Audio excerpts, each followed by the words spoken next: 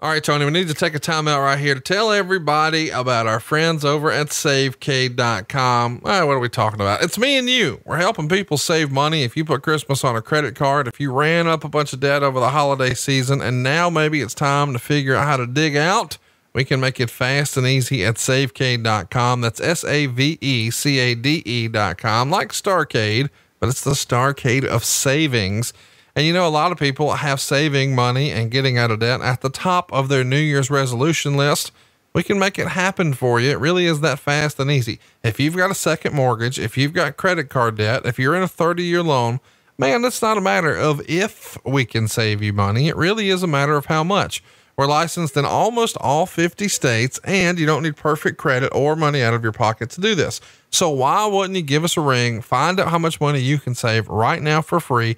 It's just a couple of quick clicks. You don't need perfect credit. You don't need money out of your pocket. Do it right now. SAVECADE.com. That's savecade.com.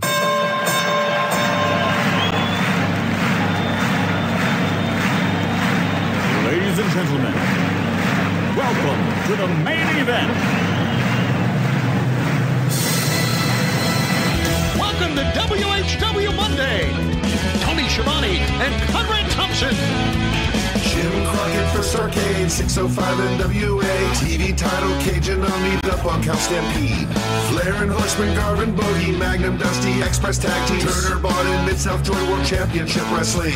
Talking about the great years of World Championship Wrestling, the NWA, and Jim Crockett Promotions. Tony and Friends North, they win. Look, Schiavone's back again. World title split off, center stage, Bischoff, Disney, Hogan, and Nitro. New World Order and the Crow. Thunder, Russo, Arquette, Champ, Vinnie, Mac, simulcast. Tony's back with Conrad, not your classy podcast. Watch along, try not to laugh. Lowest rules, cat back. This wasn't the initial plan. Tom Zigg's a good-looking man. Klondike Bill, make a chant. Tommy, you come over here. What happened when? WHW Monday. And now, let's go to the ring. And here's your co-host. Hey, it's Conrad Thompson. Hey, it's Conrad Thompson, and you're listening to What Happened When? With Tony Schiavone. Tony, what's going on, man? How are you? Hey, Conrad, we are back at it again. Happy New Year, everyone. And what a week it was. My God, what a week it was for pro wrestling. Let me get this out to start things. What a week it was for Promoter of the Year, Conrad Thompson. Oh, my God. Here we go with this again. You knew I was going to say that at the beginning of this, didn't you? I did. Yeah. So congratulations, man. What? On there being a second Starrcast? On there being a second Starrcast and help debuting All Elite Wrestling. Man, you're right in the middle of it. Wow, that was great. That was great. That was a great day. Here's what's great about it to me is as I'm texting you that day, telling you that you should be in Jacksonville to join the revolution. Yeah. You are completely oblivious until the next day when you get on social media and you're like, okay, holy shit, that was kind of a big deal. I know. The text that you sent me, come to Jacksonville and join the revolution. I'm thinking, what the fuck is he talking about? And I said, I'll just go back to watching TV here. And then I saw that and my son, Matt, who's really into things and sent me some screenshots and everything. I went, holy shit, pyro and everything, Chris Jericho and everything. And true to form with Conrad Thompson, bring it to where the people already are in Jacksonville. And that was great. It was just absolutely great. Best wishes to Cody, the Bucks, to Jericho, Scorpio Sky, the Hangman, everybody is involved with it. I hope it flies, man. I hope it's a big time thing. And I know it's going to be big. And I know we'll be talking about it as we move along here in 2018. Or 2019, it'll be big in Las Vegas as well. Yeah, that's what I'm most excited about is that they're going to do Double or Nothing, and that means we get to do Starrcast again, and we get to have some fun, and I've got some silly ideas. I do want to say at the top of the show, though, I've been inundated with people trying to send me their resume to get hired at AEW. I don't work there, guys. I'm not going to be there in any official capacity. I wasn't even there in an official capacity this past weekend. I've just been friends with Tony Khan for several years, and he asked me to come host the thing. And when somebody asks you to do that, you do it. So I did. but I don't work there and I can't get you a job there and I can't get you hired there. And yes, I have Tony's email and cell phone number, and no, you can't have it. That's not what friends do. So, I'm going to apologize in advance. I am no help there. I don't know what it takes to get hired there. I know if you're a badass wrestler, he'd probably like to talk to you, but otherwise, if you want to join the ring crew, I don't know. Seriously, I got a lot of people. How do I get on the AEW ring crew? I was like, bro, I don't even know if they got a ring yet. So there's no need for a crew without a ring. Hang tight. But you know, what's funny is, you and I talked off air right before we clicked record, and you were telling me that this was one of the more low key weekends you've had in a while, and you got to enjoy some time at the house. Yeah, it was. It was absolutely great week. I had a couple of basketball games to do, but they were very close, and I just was able to hang out at the house, and me and Bug hanging here in the Bat Cave and watching some TV and watching some shows. I did a lot of communication with our buddy Cassio this week because there was a brand new show that I found. I said, you've got to watch this show. And he started watching it, and we text back and forth some of the lines of the show, which is called Future Man on Hulu, which is absolutely just in our wheelhouse as far as as Lois would call it, the juvenile humor that we love. And so I was able to watch some TV and kind of the kick back. And it was kind of it always happens this way after football season is over, and I don't have to worry about taking a long trip and setting up equipment and making sure my equipment's in place. And it's kind of relaxing to me to be able to do this. But I'm ready for a great 2019. I'm ready to bring What Happened When to everyone out there. Thank you very much to all the patrons who were with us on Patreon. We are giving you some real funny, silly stuff, I do believe. And we've got some big things coming up for 2019 for you as well. Hey, so are you not going to tell everybody what you were telling me? What was I telling you? Well, you were telling me that since you were home, and you didn't have like a giant task list or honey-do list, that you started to experiment with Blue Chew with Lois around the house. And you told me that you finally understood what the phrase, even a cat couldn't scratch it, means. Now that predates me a little bit. What does even a cat couldn't scratch it mean? Well, I don't drink beer, but I do drink Kickstarts Ultra. And I found after using Blue Chew that I can use Big Josh to open up a can. Wow. Well, there you go. How about that? Just, whoa, man, here's a parlor trick for you. Here's Big Josh, and here's the can, and whoa. Hey, get that on video. Put that on Patreon. Blue Chew has turned around things, so to speak, in the Schiavone household. And when you have an old woman in the house and all of a sudden you're walking around with your package being not as discreet as it used to be, it's quite a conversation piece. Well, I'm looking forward to hearing some stories from our listeners. Let's find out what Blue can do for you. Tony swole up an area he hadn't been swole up in a long time, and he's pretty excited about it. It's changed his household, and we've got a special offer for you right now. If you want to get a hashtag super hard dick, and I know that Lois is enjoying hers, Tony, tell everybody how they can get their cock very, very hard. First of all, let me say that Lois doesn't have a hard cock. No. She's claiming ownership of yours. What you're telling me. Right. Yeah, she's kind of building a fence around it, so to speak. Go to bluechew.com. Get your first order free, but you got to use this promo code WHW. It's real simple. The promo code is WHW, and you only pay $5 shipping. Wait. BLUEchew.com. Promo code WHW. Are you saying they're just passing out like really big hard dicks down there for $5? Yeah, for only $5 you can get a hashtag super hard dick. So free dick, hard dick. Check it out. Just pay the $5 shipping. As Cassia says, if it fits, it ships. Go check it out, bluechew.com. That promo code is WHW. What happened when Tony got a boner? Find out next week. All right, enough of the silliness. Let's fire up WWE Survivor Series 1996. Now, I know what you're thinking. Why the hell are y'all doing this? Well, because I love it. It's one of my favorite shows. And we did a poll. We brought the poll back, and this came in second. And I wanted to cover not only what came in first, but what came in second. So here we go. One of the more underrated shows of all time, a guilty pleasure of mine. I absolutely love this show. Survivor Series 1996, November 17th, 1996 from Madison Square Garden. Going to give you a couple of seconds here to fire it up. And I guess we should, try to get Lois off your dick and onto our countdown. Okay. Let's see if she can get off and get on. Here's Lois Schiavone. I will survive. Hey, hey, I will survive. As long as I know how to love again, I know I'll be alive. This is about the Survivor Series, right? And you wanted me to do a countdown, right? All right. I will survive. Being married to you for so long, I know I will survive. That's what? You want me to do the countdown too? 3, 2, 1, play? We start out with the skyline of New York City in 1996. And it was kind of odd here, Conrad, as I watched this, that they had some sort of narration to all this. But of course, they talked about how big Survivor Series was in New York City. But I didn't think narration was a part of what they did. But there you go. How about the Godwins? Yeah. So what you're seeing right here is the night before they did a Hall of Fame banquet dinner. This is before it was a WrestleMania staple. So kind of cool. And it's just fun to go back and look at 1996 and 97 specifically. Those are my two favorite years. And we're so close to 97 here, even a cat couldn't scratch it. So to speak. And of course, and it's also, you know what's great about this show is that there was a lot of former WCW guys who got a new gimmick.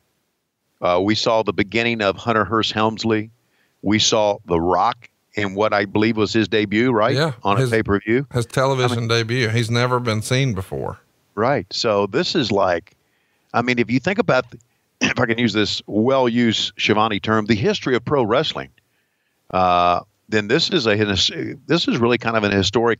I'm here with JR and I'm here with Jerry the King Lawler. Boy, JR is in full promo mode here, buddy. I love this. To give you a backstory, 2 months prior to this, JR turned heel and he brought back Razor and Diesel, and it was fake Razor and fake Diesel. Right. And he was cutting a promo about how Vince McMahon's fired my ass and, all that stuff. So right. Good stuff. And how about the way they opened here? Right at the top of the hour, you've got the British Bulldog, you've got Owen Hart, you got Marty Jannetty and Al Snow. So Marty and Al are the new Rockers. Right. And I mean, really look at just the real wrestling talent on this team. And then of course the manager is Clarence Mason, which is, the quote unquote Johnny Cochran of WWE.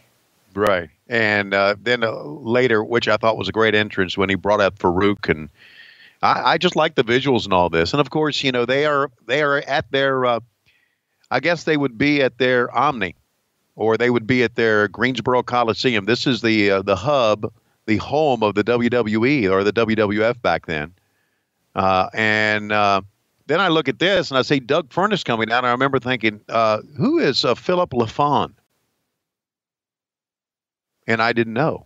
Well, these guys were coming off of a run in Japan where they were tremendously successful. They've been regarded as being one of the best tag teams in the world, but they've not had a ton of success here in America. And Doug Furnace, of course, famous for being a power lifter, set records there in Knoxville, Tennessee. More of a Southern guy, so you would be familiar with him. But Phil LaFon is a bit of a technician, almost like WWE's answer to Dean Malenko. Right. And then here you go, the former Tex Slazenger and Shanghai Pierce. Now they're pig farmers. The Godwins here, baby faces, which you wouldn't imagine in New York City they would be, but it is what it is. I love the old indoor blimp. I do too. Which really, I think could be a nickname for me at this point. The indoor blimp. Ha ha. And Vince will go, ha ha ha. Karate fighters. He just mentioned it as they go. And, was this not making the Godwins pig farmers? Was this not a slap in the face to the South again? Oh my gosh. Do you really think that? Oh yeah, absolutely. Maybe I'm tainted. Vince McMahon is Southern. He's from North Carolina. Yeah, he's Southern. He's from North Carolina. He went to Fishburne Military Academy. I know the whole story about him, but there's nothing Southern about him. He is right in the middle of Connecticut and New York City and the Big Apple and Let's make fun of everybody. But then again, you can say that and you say, yeah, but he also used JR to be his number one announcer. And he knew how to use him. And he made JR the name that JR made himself, made him the name that he was. But yeah, this is our first Survivor Series elimination match.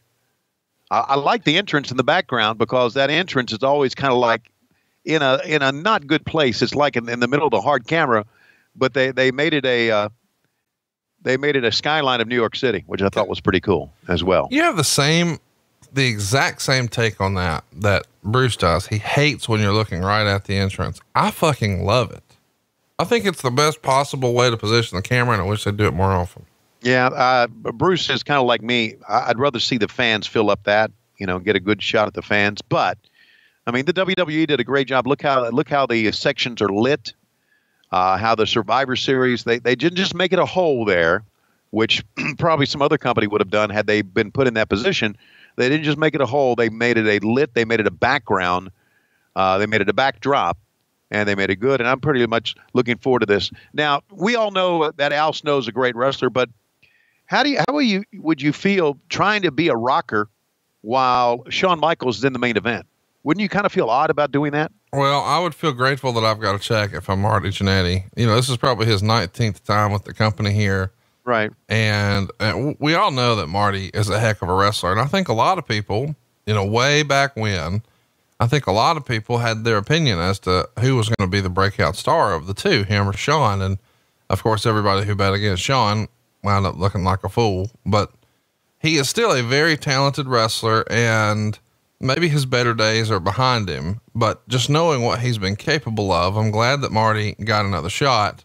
And Al Snow is coming into this with a tremendous reputation on the independents through the mid-90s. All through the Midwest, he was, considered sort of the next big thing on the independents. So for him to be on the main roster here, it's pretty cool. Now, he's not wrestling as Al Snow. He's wrestling as Leif Cassidy. Yeah. How about that oversell by Marty Jannetty that time? Was that an oversell, or did he really get hurt, or was he trying to? Because Shawn Michaels was like one of the greatest sellers, if not the greatest seller ever. And now Jannetty is on the outside. Snow comes in, and they're trying to help him up over there. So I just wondered if he really got hurt or not. A traditional Survivor Series match here too. They didn't do a ton of this after this show. There'd be a handful of Survivor Series matches in the future, but this does feel like one of the last times where we see a lot of traditional Survivor Series matches. What did you think of traditional Survivor Series matches? Did you like them? As a kid, I liked them. In this era, I was still into it a little bit, but once I became, quote unquote, too smart for my own good. By the way, what do you think about that whole, let me spit into the air, catch it in my hand, and then rub it through my hair? Is that not a Schiavone special? I don't know. He would rub his spit on something else. Oh, Schiavone special would. Well, this past weekend, I know you would, because you've had that really, really hard dick. But, hey, and I understand that Tex's health is not very good at all. And from the last time I talked to Shanghai, but I like them. I thought their gimmick was good in WCW, and they were good kids, and spitting up in the air and rubbing it on your head. Hell, pig farmers would do that, Conrad. You've known some pig farmers in your day. Actually, I haven't. No, I haven't. No, you haven't? No. Huh. There's got to be some pig farmers in northern Alabama. Oh, I'm sure there are, but right. They don't usually wander in First Family Mortgage and try to say, I want someone. I got a pig farm I want to build. I need to borrow some money. But see, that hadn't happened. Okay. All right. Well, I'd be glad to help them, but I'm just saying. I'm sure you would. They probably go to, a different institution. Okay. Yeah. First Farmers Mortgage or something like that. Not First Family. Watch out. Right hand to the head. Man. I tell you, we know this by now, but again, Al Snow could do some great stuff. All the stuff that Al Snow did looked legit. And what about this, man? I got to tell you, as a kid though, so let's go back to like 1996. Yeah. I think I've told the story here. I didn't get back into wrestling until I believe it was August of 96. I'm flipping through the channels. I see Hulk Hogan with the black beard and I'm like, wait a minute, what is this now? So I'm back in, and my first pay-per-view back was SummerSlam 96 and then Fall Brawl 96, where they did the whole fake Sting, and Sting reveals that there was indeed a fake Sting. And then I got Halloween Havoc, and then it came to November. My parents had me on like a one pay-per-view per month deal. Couldn't get both, had to pick one. So I picked Survivor Series this month instead of World War III, which even you would agree was a real fucking turd. Yes, it was. So this was the better show and the better choice. Man, I thought Owen Hart and the British Bulldog were badass, but this new Rockers shit and Godwin shit, I was not into at all. Yeah. Well, I can understand that. And I'm sure there's a part of you, there's a part of anybody who's watching along with us here, that every time you see Owen Hart in, you just kind of like, you feel it brings you down. You feel bad about it. No, I'm different in that regard. I get excited to see Owen Hart. I don't have any sort of sadness about watching Owen Hart wrestle. Now, that's not to say that, I'm not sympathetic to the situation and he wasn't important to me and blah, blah, blah, but I'm able to separate myself from the end and just enjoy in the moment the work that he put out there for us. Good for you, Conrad. I'm glad you're like that. I wish I could be like that, and hope more people can be like that as well. Marty getting kind of stuck up the top here. Marty wanted to go up top, said, fuck it. He didn't make it. Marty looks very, here's a good word for the day for you. Trepidatious in this match. Wow. I feel like he's not as confident as maybe he should be. Right. And I'm sure a lot of it's by design, but it almost looks like it's overkill. Yeah, I know. And now there again, he's selling it just like he did earlier, man. He's kind of overselling things here. If there's a proper way to oversell. And now in today's action, I don't know if there is or not. Maybe they don't do enough selling in today's wrestling. Hey, let's talk about Madison Square Garden. It's such a big deal, not just in professional wrestling and not just in, combat sports with boxing and now even the UFC, but just in all of entertainment. It's been such a big deal for so long. Chat me up here about Madison Square Garden. You worked it once, twice. Yep. Do you recall? Worked it once. And it was, I've said it, but here's a cover. 1, 2. There you go. Yeah. Marty Jannetty. See you later, Marty. Yep. Watch out. And boy, Shanghai's done right. Quickly, 2 men are out. I've said this many times. I'll repeat it. Maybe I'll repeat it a different way so I won't bore the hell out of you. Me working Madison Square Garden in 1989 with Lord Halford Hayes in a matinee with Hulk Hogan and the Big Boss Man in the cage was, to me, the biggest moment I'd ever spent in wrestling. I never had been so pumped up and excited about doing an event. Alfred and I were not at ringside. We were up in this little cubby hole up in the stands, and we were away from the fans. We did a couple of on cameras. We had Sean Mooney with us, if I recall, and it was just a phenomenal day. And it made me feel that, boy, they are just getting eliminated right and left here. They just made me feel that, damn it, I made the big time. And that's because it was not only because it was the WWE or WWF back then. It wasn't only because it was their home turf, home field, whatever you want to call it, because it was Madison Square Garden. And when you walk outside of Madison Square Garden and go to your car, go to a taxi, you were in New York City, and it's an experience like none other. So it was one of the more exciting moments of my life, of my broadcasting career. And I'm telling you, my broadcasting career that had spanned not only wrestling, but baseball and football and basketball and all that. I mean, think about this, man. I was 3 months prior to that, even a year prior to that, I was working the Cobb County Civic Center, right? Or Spartanburg Memorial Auditorium. And now I'm working Madison fucking Square Garden. So, man, what a place to be. Well, they were just eliminating guys right and left here, weren't they? Well, I think what they did is they tried to get, well, let me just say there's a lot of good wrestlers in this match. Right. Absolutely. I know what you're saying. They were trying to weed them out. Is that what you're trying to say? Here's a pickup and a 1-2. Whoa, man. Great sell of Doug Furnace kicking out that time. Well, what's happened is, if Al Snow were to be eliminated right now, you're down to Bulldog, Owen, Furnace, and LaFawn, so now instead of having this big sort of gimmick match, now you've got a pretty badass tag team match. Right.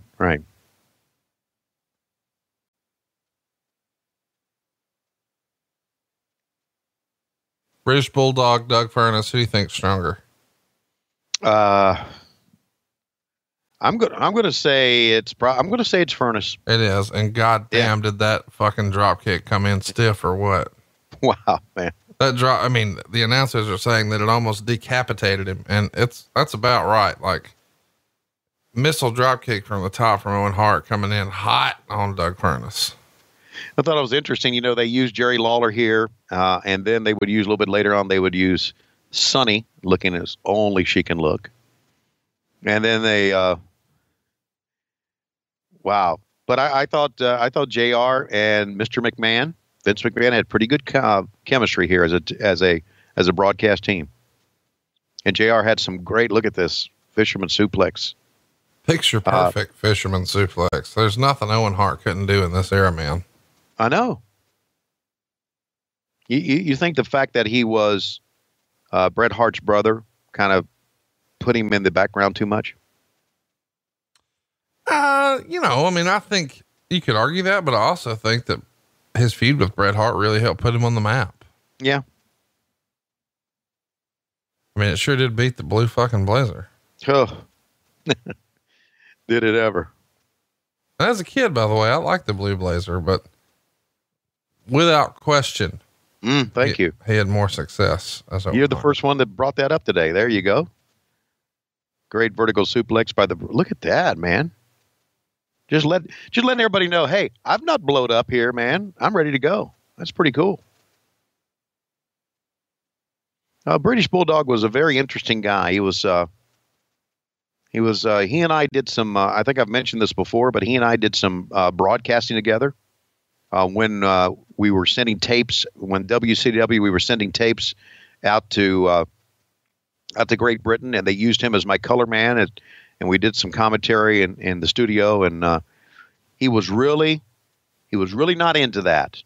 And he let me know, he said, I'll do the best that I can, but I don't think I'm that good. And it was very tough working with him, although he was willing to try whatever they wanted to try. But WCW thought, well, if we get Davey Boy Smith on the commentary here with Tony, it'll mean a lot more to our show. And I don't even know if that's, if our fans who watch us from Great Britain remember that, or if it's still out there or what. But it was an interesting working with him. Whoa! Holy shit. Al Snow's done. That's a hell of a, as Mr. McMahon would say, a tremendous maneuver. He used maneuver. JR used move. I thought it was interesting. And, kind of interesting if you think about it. Jim Ross working with McMahon. I don't know, kind of odd. Here we go. The replay here. Give us a call here, Tony. Whoa! Face first.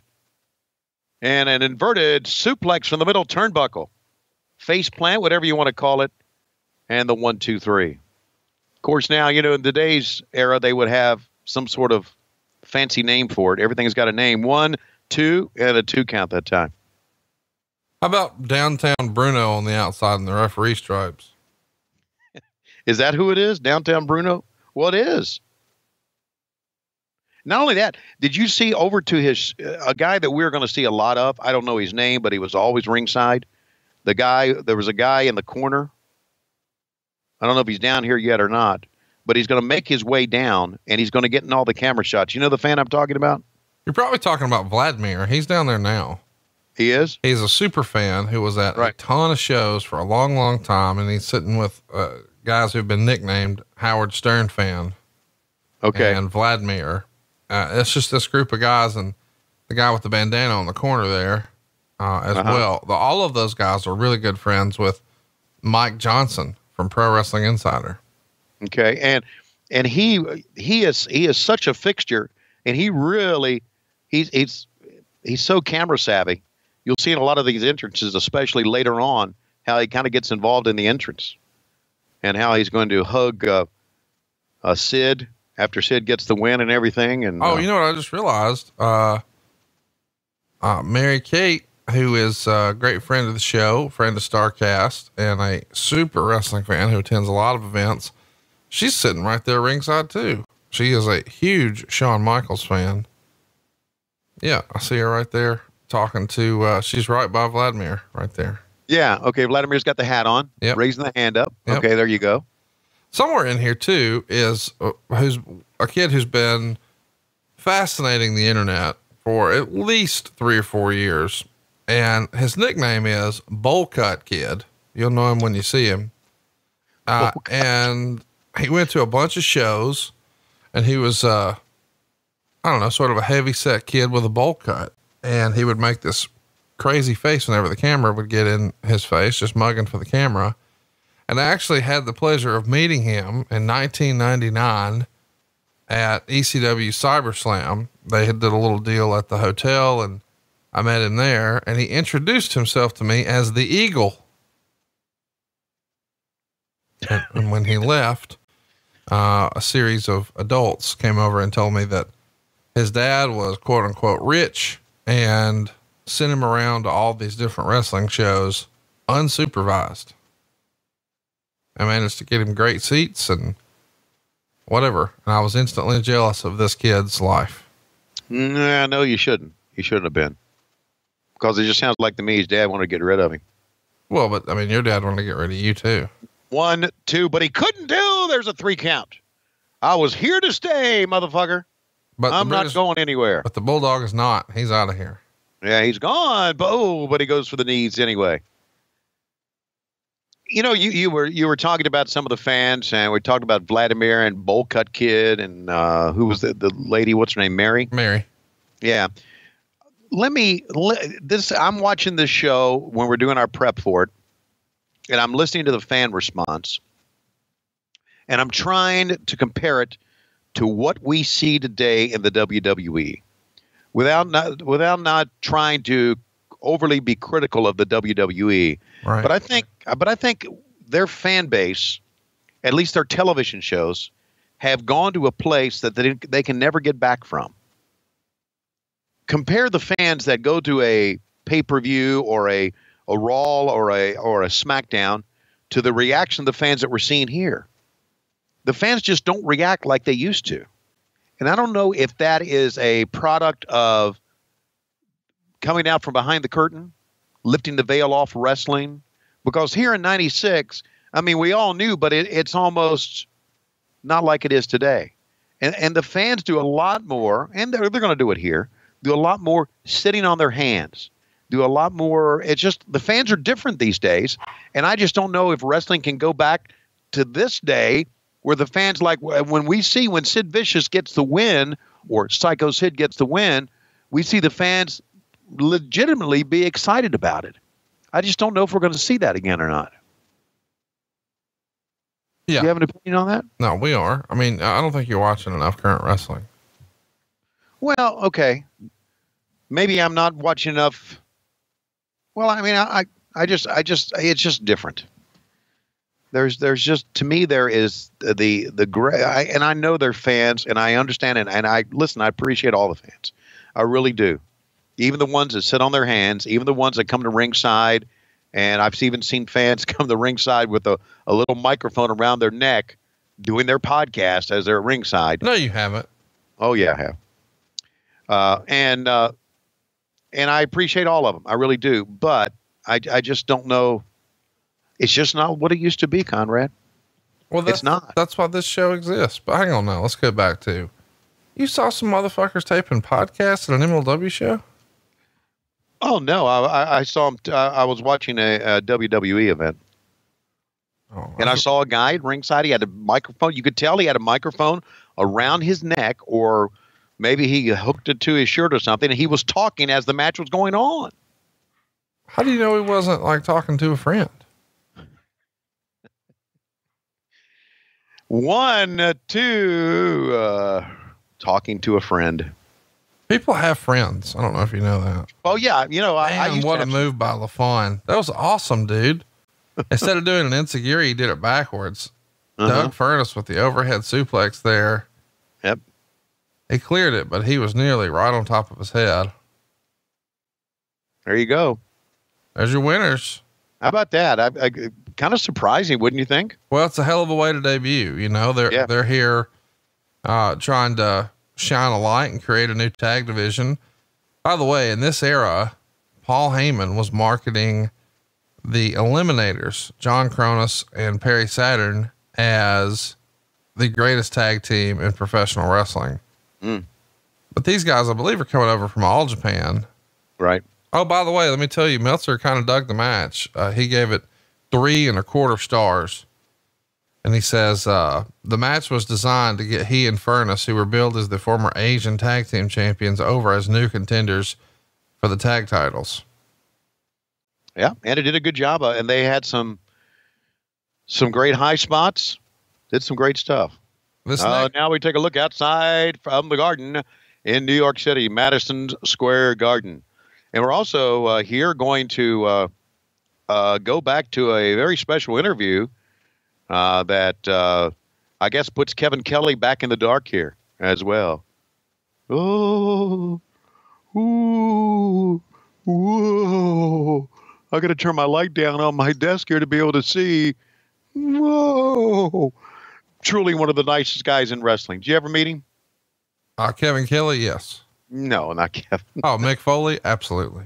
No, I'm talking about Paul Bear. No, I wish I would have though. He's a former Alabamian. Oh yeah. Hey, Kevin Kelly's a good guy. And of course, Mick Foley, Mankind, and Tony Schiavone are joined at the hip through eternity, which is not really a bad thing to be joined to. But this is really this was lit. This was a creepy fucking interview, man. It really was. And as funny as Paul Bear could be, you know, he was, it was a creepy fucking scene here, man. Yeah. Ooh. Whoa. And that high pitched voice he did. Oh man. I met him a couple of times. Just, Percy's a good guy. My dad, can actually do a good Paul Bear. Really? He used to scare my friends as a kid. Did he paint these eyes up and everything? No, Or, just, you know, this is like 1990, right after The Undertaker comes out, and I had a buddy spend the night, and maybe it's not 1990, maybe it's 91, whatever. It's early right. in The Undertaker's run. And, he would, right before my buddy would, "Good night, Mr. Thompson. Good night, Mrs. Thompson." And he'd tiptoe down the hall. He'd do the voice, and my buddy would scared shitless. We're going to have to get Larry to do the voice. Can he still do the voice? No, he would deny any knowledge. That's what I'm saying. That's him right there shaking his head. No, it's not me. Going to be a very interesting and a very. Let me give you the backstory. All right, good.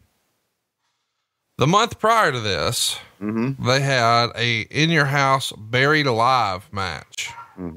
So that's October of 96. And in that match, they literally buried The Undertaker. Not just like we bury Buff Bagwell here, but I'm talking about dirt on body.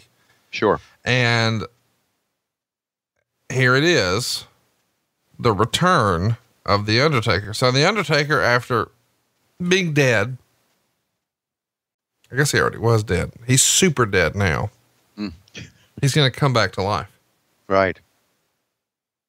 And you may recall in 1994, when they killed The Undertaker, he floated up from the casket and went to heaven. Right. Well, now, since Mankind has buried him and killed him again, Now he's going to come down from heaven as a bat. And this is Bruce Pritchard's least favorite version of The Undertaker. The bat. Yeah, what you're about to see where he descends with the bat wings. Mm-hmm. By the way, the roof of Madison Square Garden is still the best part of the whole building. Mm-hmm. Yes, it is. I love Paul Bearer selling the gong. And it's worth mentioning, those are not cell phones in the crowd. This is old school, baby. Those are lighters. Yeah, absolutely. And there are fans with their portable or their cameras, and here he comes. This is a fucking Bruce didn't like this entrance, or he didn't like the character. He hates the look, but I mean, how can you not love the entrance? Huh? Fuck. By the way, this is well before you guys were doing Sting coming down from the ceiling. Right. It's tremendous. Of course, you know, I'm working in WCW, so I didn't follow this stuff. So how many different incarnations or how many different looks of The Undertaker did they have throughout the years? A lot. A lot. I knew they had the American Badass look, which is the one that you like better than any. Well, it's more legitimate. Right. I mean, like if that dude rolled into the bar, you'd be like, okay, that dude's a badass. But if this guy walked in, you're like, what the fuck is that? Oh, I got it. Yeah. Go for realism. I always liked the original Undertaker with the hat. That's what Bruce likes too. Yeah. So there you go. The old, J.J. Dillon shark cage, the old NWA special. Right. They've locked it. He's reaching for him, and Percy just sliding his ass down. I thought it was funny here when, as I'm watching this, and they start to wrestle, you hear McMahon say, "We need to get that cage out of here." And as soon as he said that, buddy, that cage, it's almost like he's producing and announcing at the same time. The cage starts to rise. Well, he is. I love the view from above. Yeah. Good shot. We're going to see with this. There's Vladimir wearing an Undertaker shirt. Make sure he gets in on camera. So he still goes to a lot of the events, Vladimir does? Yeah. I mean, I've seen him a few times in more recent years. Yeah. Well, good for him. I don't think he's as big of a part of it as maybe he once was. And I asked him why when I saw him, and he said wrestling's not the same without Tony Schiavone. Yeah, no, he said wrestling fans are not the same. And he's right. He's right. He said it's not the same without Tony Schiavone. Yeah. And I said, what specifically? And he said, well, I mean, he doesn't even get erect anymore. So, well, he never heard of Blue Chew, has he? We had this conversation before Blue Chew was a thing, but now that we know that the patent on Cialis and Viagra has expired and now it can be made more affordable. You know, Tony Schiavone's walking around Marietta just asking everybody, how's your father? Offering up. Hey, look at this right out of the Ronda Rousey book. Whoa. Now process this too. This is 1996 and he's doing arm bars and joint manipulation. Right. Right. No, I'm just saying, like, that's cool. Like he's an innovator here. I love joint manipulation. Well, I mean, if you're looking to get your joint manipulated, all you need to do is go to bluechew.com and use that promo code WHW. Right. Get your dick real hard, $5. Exactly. You know, aside from being a great character, I think we brought this up before, aside from having a great gimmick, and Mark Callis could work. He wasn't just a big guy with a great gimmick. That was no, there's Bowl Cut Kid. See Bowl Cut Kid? Wow, I do. It's the Eagle. Bowl Cut Kid. He's screaming and saying, "I'm here, Dad. You got me the tickets, but you don't love me." Why are you being mean? Well, I mean, seriously, how many second row tickets to a WWE pay-per-view did you buy Matt Schiavone? Well, I did. See, you don't love Matt. How about that? Yeah, but I didn't just try to be unsupervised. I wouldn't send Matt out to be unsupervised. I bet you gave him to Chris Schiavone. Said Matt was the jobber Schiavone. Watch out. Here's a pickup. Look at this. Whoa. So what? Okay, we talked about now. We've discussed the version that we like and don't like of the Undertaker. What version did you like of Mick Foley? There have been many different Mick Foleys. In order: Cactus Jack #1, Mankind #2. Okay. I hate everything else. You didn't like Dude Love. Nope. Didn't like just Mick Foley. Nope. Don't get me wrong. In real life, I love Mick Foley. Great guy. I understand that. But just from a character standpoint, this Mankind character was tremendous. He came into one entrance music, he left to another. Yeah. He would rock back and forth and make crazy eyes and pull his own hair out legitimately. He's got ball patches in his hair. Right. And, using that mandible claw, and look at that. I mean, to me, I think he is the most underrated top guy ever. Yeah. We've had a lot of great conversations about most underrated. Is it Bobby Eaton? Is it Arn Anderson? Is it Ricky Morton? Whatever. But when you talk about underrated top guys who main evented, guys who had world title matches, guys who were world champions, like Mankind should be in that same conversation with The Rock as a wrestler, not as I understand he's the biggest movie star in the world, but to me, I prefer Mankind or Mick Foley's work over Triple H, over The Rock. I understand, Stone Cold's the biggest star in the history of the business. I get it, but almost everybody else, Foley, give me Foley. Yeah, I'm with you. He's almost like, and I don't know, he would appreciate the characterization, almost like a modern day Terry Funk in that regard, in that Terry Funk maybe didn't get all the accolades that he should have by the time wrestling really got hot. But if you were paying attention, he was the fucking man. Well, there's been the term innovator of offense, but Mick Foley was kind of the innovator of crazy shit. And you looked at him and you saw what he do, and you say, this guy's a fucking freak. But see, it's not just the crazy bumps. It was the character, I mean, like just the mannerisms, the noises, when he's on the offense here, he's making all these fucking weird noises that, this character does, but the other ones don't. And I mean, his commitment to, I want this persona, and the crazy, I'm going to take a bump over this thing or that thing. It all adds to it, but I just love his love of wrestling. Mm-hmm. And like you said, his commitment to the character. Oh, second to none. Yeah, you're right. And look how real it is. Like the Undertaker punches him and he falls between the bottom two ropes. Mm-hmm. Like that's awesome. One of the great talents. I don't think there's any, I'm sorry, without question. Can you imagine how bad that damn mask smelled? Oh, Jesus. And how, not only that, how difficult it was to work in, probably. I know mass wrestlers, had problems with, but that thing is just like, it's made out of leather and rivets and buttons and shit. It's probably very, very uncomfortable as well. Hypothetically, if you took some Blue Chew, got that dick real, real hard. And then I saw this one coming. Go ahead. You put, oh, look at that pile driver. Just like a stack of shit. That's awesome. And then he threw that mask on. Yeah. And he woke Lois up. Yeah. What would her reaction be? Well, thank God that the only guns we have are well out of her reach. Because she'd shoot me, I think. I think she'd reach for a gun. What do you know about the teardrop tattoo on the face?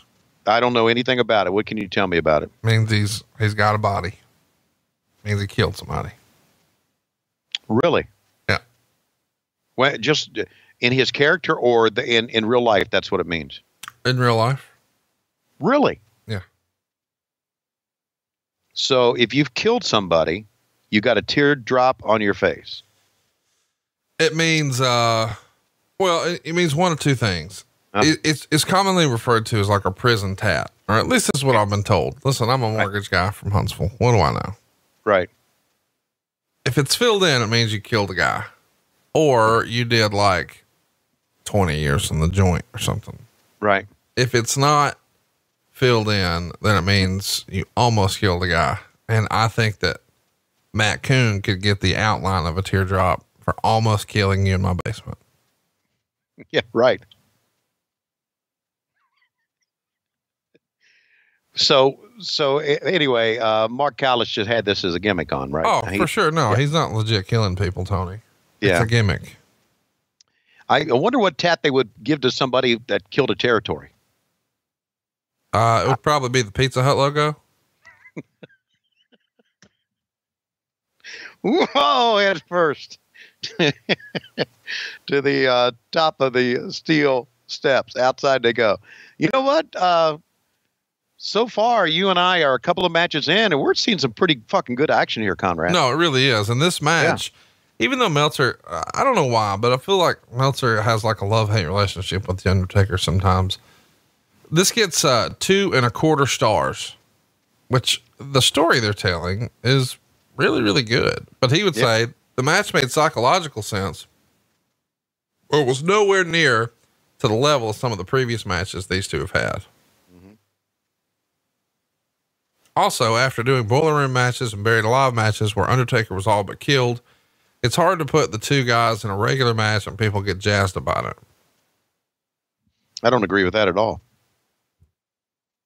I think if you got good characters and a good storyline, you can do anything at all. Well, I think what he's insinuating is they sort of worked it backwards. Like normally you have a regular match, right? And then you would have a boiler room match, and then you would have like that would be the blow off.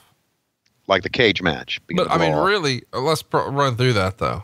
So August, they do a boiler room match, which is tremendous. Mm-hmm. September, Mankind is working with Shawn Michaels in the main event, which is really one of the best matches you'll ever see. I got to make you watch that sometime on Patreon, him and Shawn in Philadelphia at 96.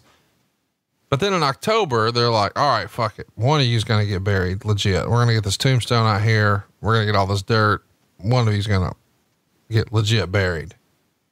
And then I just imagine the meeting the next day at TV, like, hey, so what are we doing at Survivor Series? Oh, we're going to do a rematch, but I'm fucking dead. It doesn't matter. Go get a teardrop tattoo. You're fine. Wow. Look at this. What is this? Is he grabbing him in the mouth or? Yeah, this is called the mandible claw, with the idea being, you've seen the movie The Fugitive, right? Yes. Uh-huh. So in real life, that guy became a professional wrestler, and he did this nerve hold where he would put his fingers in your mouth under your tongue, and supposedly it would paralyze you. And that was his finisher. He's the one-armed man. And he took this around. The one-armed man is who got after him. I'm talking about the doctor. Oh, okay. The Harrison Ford character. Okay. Gotcha. Right. Anyway, Mankind is borrowing that and using it here. And the way they're trying to get it over is he's got like this apparatus, not on his pointer finger or his pinky finger, but on the middle two fingers, with the idea that if he sticks it under your mouth, you're out.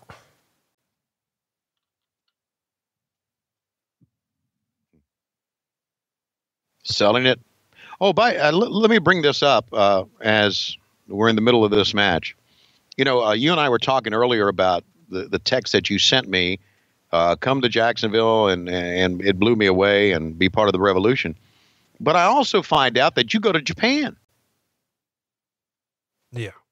Yeah. Did you have a good time there? I had a great time. Did you and Meltzer hang out? We did. Very good. Did he have a great time? He had a tremendous time. Yeah. He was with his son, and I think it was his son's first time in Japan, and Meltzer himself hadn't been since 1996. And he had a great time, saw a bunch of shows, and caught up with a bunch of people, and we managed to hook up and spend several hours together. It was fun. Yeah. So who all went with you? I went by myself. You did? Yeah. I mean, now I knew a bunch of people when I got there. Okay. Didn't invite any of your friends, obviously. No, Dave Hancock was there. Mark Nielsen was there. Cody Rhodes was there. Fat Ass Massa was there. Well, you know, had he been invited, Tony Schiavone could have been there. Tony, I can't get, fuck you, man. What? I can't get you to come to anything. Like, you won't even come to my goddamn wedding. And now you're telling me you're going to fucking Japan. Fuck off, man. If your wedding would have been in Japan, I might have showed up for it. No, you wouldn't have. Okay. The only way you would have been there is if I told you that Deborah McMichael was there and they lost her bags. Well, there's a lot of people listening to this podcast would have said, hell yeah. And by the way, I'm going to be in Tuscaloosa coming up, I think later this month, maybe the first part of February. And I may just call Deborah, see if she'll come out to a basketball game. I had her come out to a basketball game. Whoa, look at that. A couple of years ago. And reconnect with her. By the way, shout out to stand-up comedian Corey Ryan Forrester, who is now a super WHW Monday fan. Longtime close personal friend of Mr. Casio Kid. He and I were introduced, 4 or 5 years ago and hit it off. And now he is a part of the Well-Read Comedy Tour. And he's just recently discovered our show and texts me at least once a day telling me how much your voice brings him back and makes him feel like he's 8 years old again. Wow. Well, thank you for that. I say it over and over again of everybody that I call for t-shirts. You have no idea what that means to me. And everybody will preface with saying, I know you've heard this before, and I'm sorry I'm saying this, but you're the voice of my childhood. And my response is, I don't get tired of hearing that. Oh, by the way, that even came up with Meltzer. What's that? He was super, just out of the blue. Not out of the blue. We're talking about different wrestling promotions, and MLW comes up. Mm-hmm. And as soon as it does, he says, can I just tell you how much I'm enjoying that show? And I said, really? He said, no, it's a great show. It's really well done.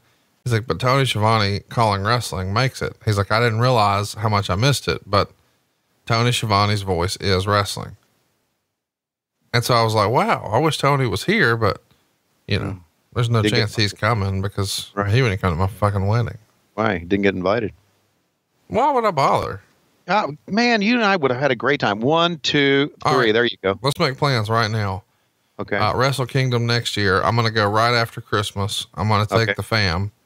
All right. So, the wife and 2 girls, and it'll be a little vacay in Tokyo. All right.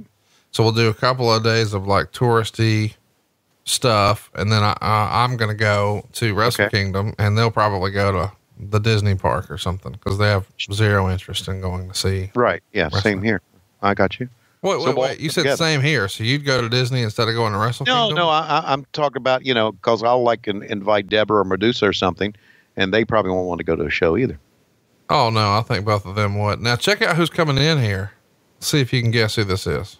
It's the Executioner. And again, I have no idea who this is. Terry Bam Bam Gordy. Is it really? Yep. It's not Doc Hendricks. No. Wow. Terry Gordy. I thought I need to know, I need to find out who this was. Maybe I'll do a search on the internet, but I thought, you know what? I'm going to try to guess, and I could never guess. And I thought I'll just wait till we see the show. So he's the one that allows Paul Bearer to escape. The old Executioner. The old Executioner. Oh, shout out to great friend of the show, Ron Funches, who hit a home run with his Comedy Central special, Giggle Fit. Yeah. If you haven't already, you should go check that one out. Yeah, and Ron did a great job with that. And, I was talking about a show that I love, and I've been communicating with Casio about it, called Future Man on Hulu. In the first episode, Ron Funches was in that episode. He played a character, and he played a security guard, and he absolutely stole the fucking scene that he was in. He did. He stole the scene. It made me laugh out loud. Look at this tombstone here. Wow. Holy shit. Looks so legit, does it not? Yeah. Well, Cactus always did that. He always said, if you're going to put a maneuver on me or a move on me, he said, let's really do it. Let's make it look legit. And he wanted to take those crazy bumps like that. By the way, Giggle Fit is available on demand and on iTunes. Right. And a variety of different places, but go out of your way to see it. I think it's the highest rated Comedy Central stand-up special in years. So they're pleased. You will be too. I had the privilege of seeing it early. It's fucking hilarious. So if you enjoy this show, you'll love that hour. Yeah. It's funny. My daughter, who check this out, would you? Who are these two people? That's Doug Furness and Phil LaFawn. We literally just watched them wrestle. I'm talking about the people on the computer. Oh, on the left, that's Linda McMahon, and on the right, that's Michael Cole.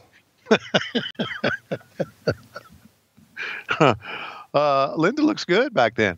Michael does not. Michael must have had some hair plugs put in since that time. Holy gosh. Moses. Well, I don't need Blue Chew anymore. Oh, Lord of mercy, not a bra on to save her little ass. Let me just say 1996, 97, 98, Sonny. Ooh. Like a sore Peter, man. Hard to beat. Just, man, her and JR did some very good stuff back and forth in the commentary. It's worth going back and listening to what JR had to say and look, watch Vince go do a little dance with her here, which I thought was very. They did more than that with Sable. So it's worth mentioning here that I think at this point, she's just become the most downloaded celebrity on American Online. I might be wrong, but I think she just passed Cindy Margolis. There's a name from the past. No. And, people are downloading her left and right. I bet they are. Not just online either. Sometimes in the back. Never mind. Yeah, I know. Downloading something. And anyway, man, let me just tell you, Chris Candido is a hell of a salesman. Oh, and you know what? You go from that to Marlena. Look how she just absolutely just works that cigar, doesn't she? This is wrestling right here. Look at what a random cast of characters this is. You got a dude that looks like he's fresh out of prison, or biker gang. A guy dressed up like a king. Doc Hendricks, Marlena smoking a cigarette. This aristocrat looking, I don't know, he looks like he's wearing some sort of equestrian outfit. And then look at fucking Goldust. This is all in the same shot. I know. And she ain't smoking she's not smoking a cigar, dude. She's working that cigar. What's wrong with you? Man, that Blue Chew, you've taken too much Blue Chew. You're trying to tell me that she's giving that cigar fits and you're listening to anything else? Yeah. I was a kid. I was watching wrestling. Okay. I'm talking about now in 2019. No, I know her in real life. Okay. How about our buddy Doc? He's starting to blow up a little bit there. To blow up a little bit. Well, that's before DDP yoga was a thing. Mm-hmm. I talked to, Hayes this week. Did you really? Yep. How's he doing? Great.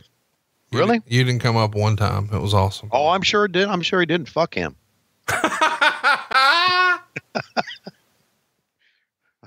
And you know, the thing of it is, I know where the motherfucker lives now. Yes, you do. And not only that, his dog and I are friends. Denzel, I could walk in the house and Denzel wag his tail, come up to me. Did you hear that he's starting a sandwich shop? Denzel is? Yep. What's it called? Denzel's Deli. I was on the phone with the dog the other day and told him I wanted a Cuban extra mustard. Oh God. I like this entrance, how they do it. They kind of do a kind of a stop frame entrance as they walk in. And, you know, Goldust, for as much as we looked at this on the other side and laughed, he made this gimmick work, didn't he? Why were you laughing at this? I'm not being funny. I mean, it's a hell of a character. We laughed at it because we thought they were shitting on the Rhodes name. That's why we laughed at it. Say, look, they're trying to fuck over the Rhodes name again. They gave Dusty polka dots back in 1989, and now they're turning him into this I don't know what. And we thought, you know, they're just making fun of it again. But just like Dusty did in the late 80s, Dustin made the character work. Wouldn't you agree? Oh man. And so did Dustin. They all got it over. Yeah, they got it over. Now, there he is, the most important man in wrestling now. Isn't that something? Who would have thought? And it wouldn't be too long before he became the Game, and of course, the DX and all that. Look at that. Did you see the bird that Vladimir popped him right there? Yeah, he knew what was coming. Oh, God. I know you weren't watching them, but there are a lot of fans who think that Triple H is the worst thing that happened to wrestling because he had a quote unquote reign of terror where it didn't matter. He was going to be champion. He was going to beat everybody and he was going to do a 20-minute promo. Now, since you're back in wrestling, he's totally rehabbed his image. He's hiring all the internet darling indie superstars, giving them major pushes in NXT. And he's brought us tremendous wrestling matches on NXT.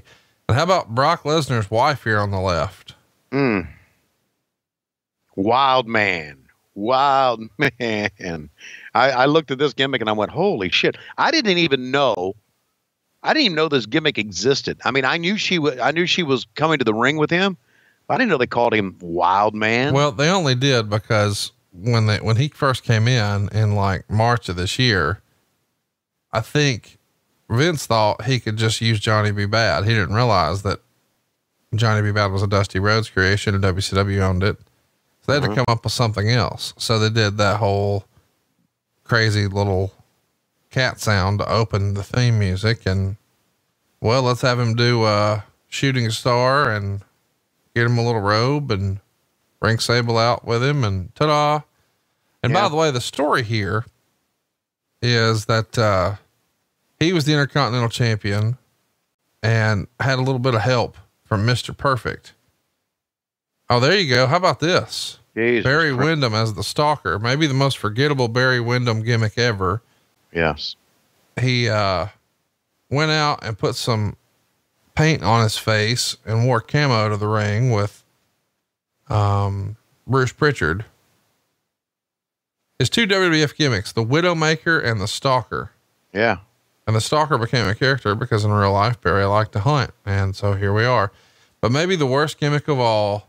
Wow. The Blue Chipper, Rocky Maivia. Who would have ever thought when you see this Pineapple Willie looking motherfucker come to the ring, he's going to go on to be not just the biggest name in wrestling, but the biggest star in the world. Right. He is the #1 action hero in movies today. Isn't it? It's just Unbelievable. It is. It really is. And here's his debut. This pineapple looking motherfucker. And JR and Mr. McMahon are putting over, his father and his grandfather and his heritage and everything. And in fairness, Jim Ross called it. Jim Ross is all over this. Now there's your Blue Chipper. That's the next big thing. Yeah, he was right. He was, and I didn't see it. Good for him. Yeah. Well, JR was working in, in talent relations at this time. And, I would think, I don't know from experience, but I'm thinking if you work in talent relations and you get to know these guys one-on-one, contract negotiations, going to do this, you get to know the person and you kind of think, you know what, this kid's got it. This kid understands the business, not only because of his heritage, but this kid has it. And this kid is going to be something else. Not only his ring work, but just his personality. And my God, holy shit. What a, you know what I often thought about when shit like this would happen? And I hate to say it, but how about the fucking poor Snake? Yeah, of course. Oh, really? I don't think PETA would allow this now. No, I don't think so either. But, and listen, I don't like a snake. Creeps me out, run from it, scared to death of it. The whole family is. But, he just got shoved into the ring and threw him in the ring and Jesus. Sticky in the bag. Since we're talking about, animals, I guess you should talk about what's happened in the last week or so. You blew up on dogs. Yes, I sure did. There was and my son Matt sent me a video that had been kind of around and surfing going around the internet, and a couple of dog lovers, and he said, you need to look at this. And I looked at this video, and without even explaining what was in it, it absolutely, I'm telling you, it fucking ruined my fucking week.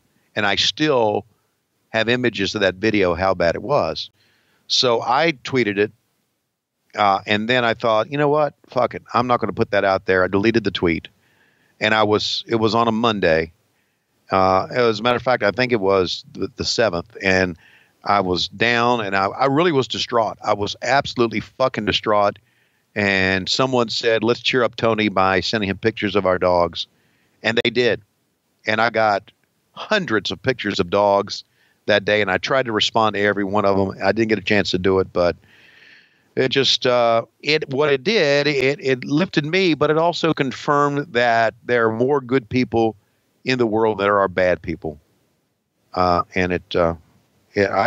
appreciate each and every person who did that.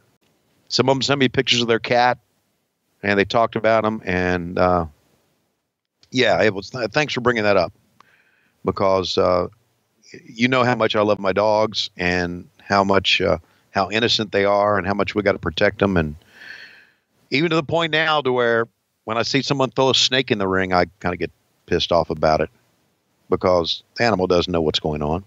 How about Barry Windham with a kind of a blonde blackjack mulligan mustache?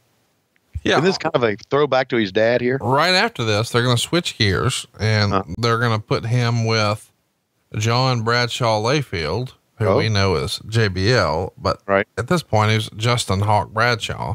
Right. And they're going to be Blackjack Wyndham and Blackjack Bradshaw, the new Blackjacks, which I fucking loved, but wasn't long for this world. Yeah. And anybody who knew of Mulligan and Lanza in the back, Jack Lanza, one of the great guys, and Mulligan was certainly, I've well documented on this show, my favorite wrestler of all time. Without question. Without question. So we got a lot of not going on here. Finally, we get something going on. I mean, it's just a lot of talking and posturing and everything.